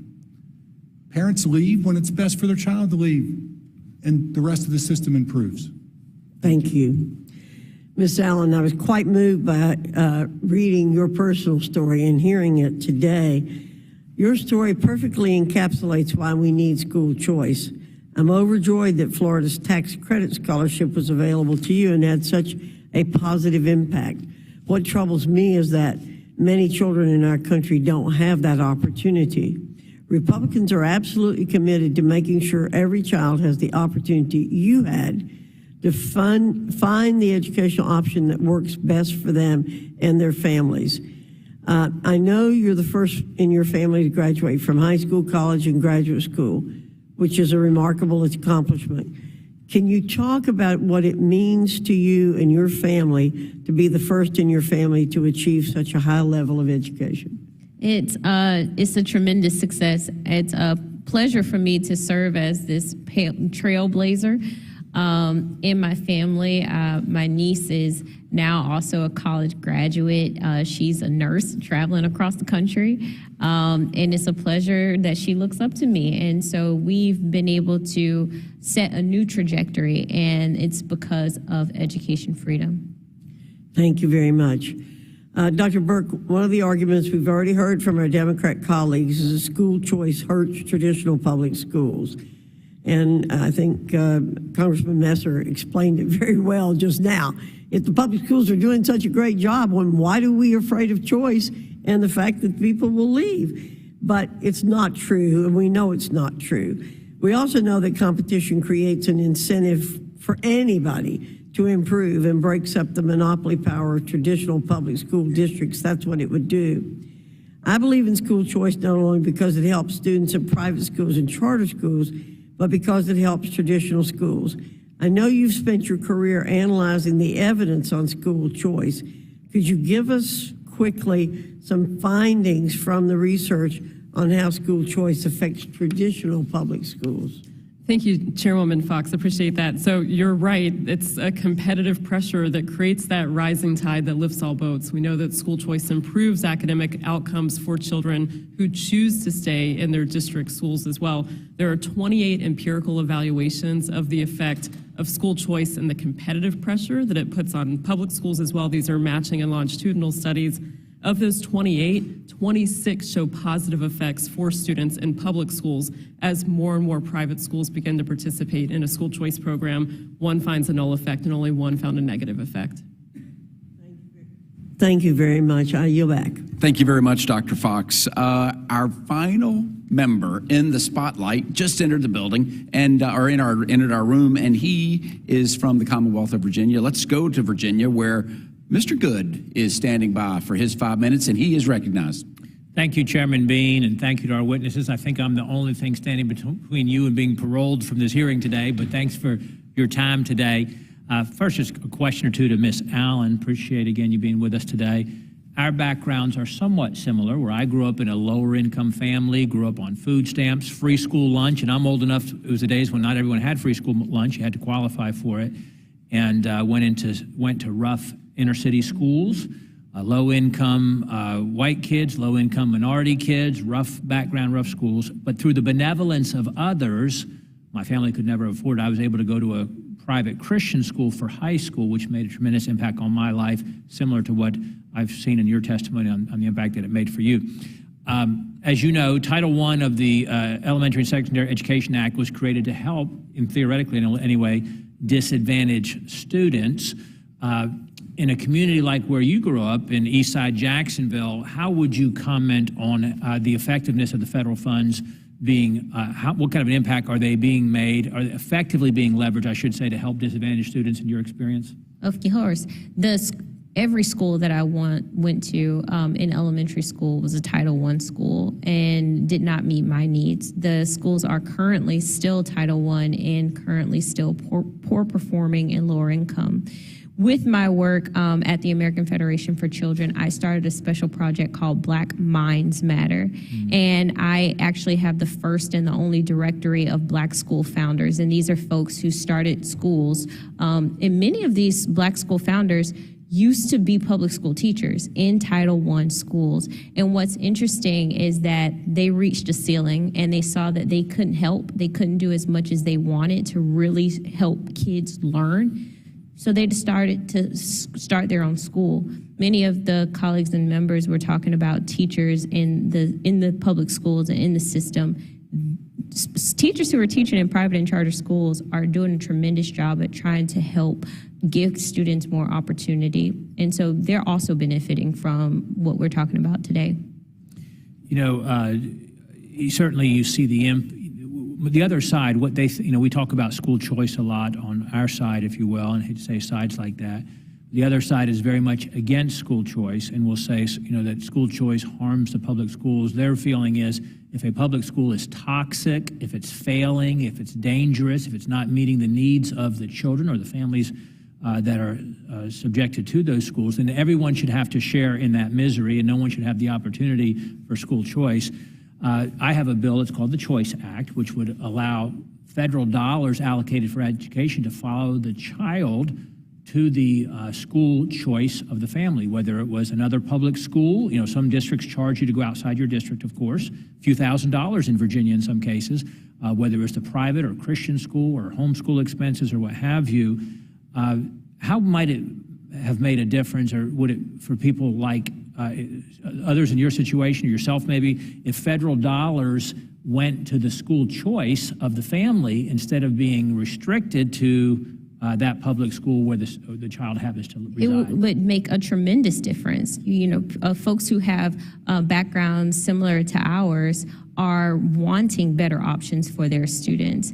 There's a very sad story of a mom from Ohio who tried to pick a different public school for her daughter and ended up in jail because she was violating the law by sending her kid to a school outside of her district assigned zip code. And that's not a free, equitable system. We need one, though. Yeah, and sadly, unfortunately, there is not a correlation that we can demonstrate in terms of achievement or excellence in education and the dollars allocated per school district. Some of the areas across the country where we spend the most money in the public school system or government school systems, we get the worst outcomes in those systems.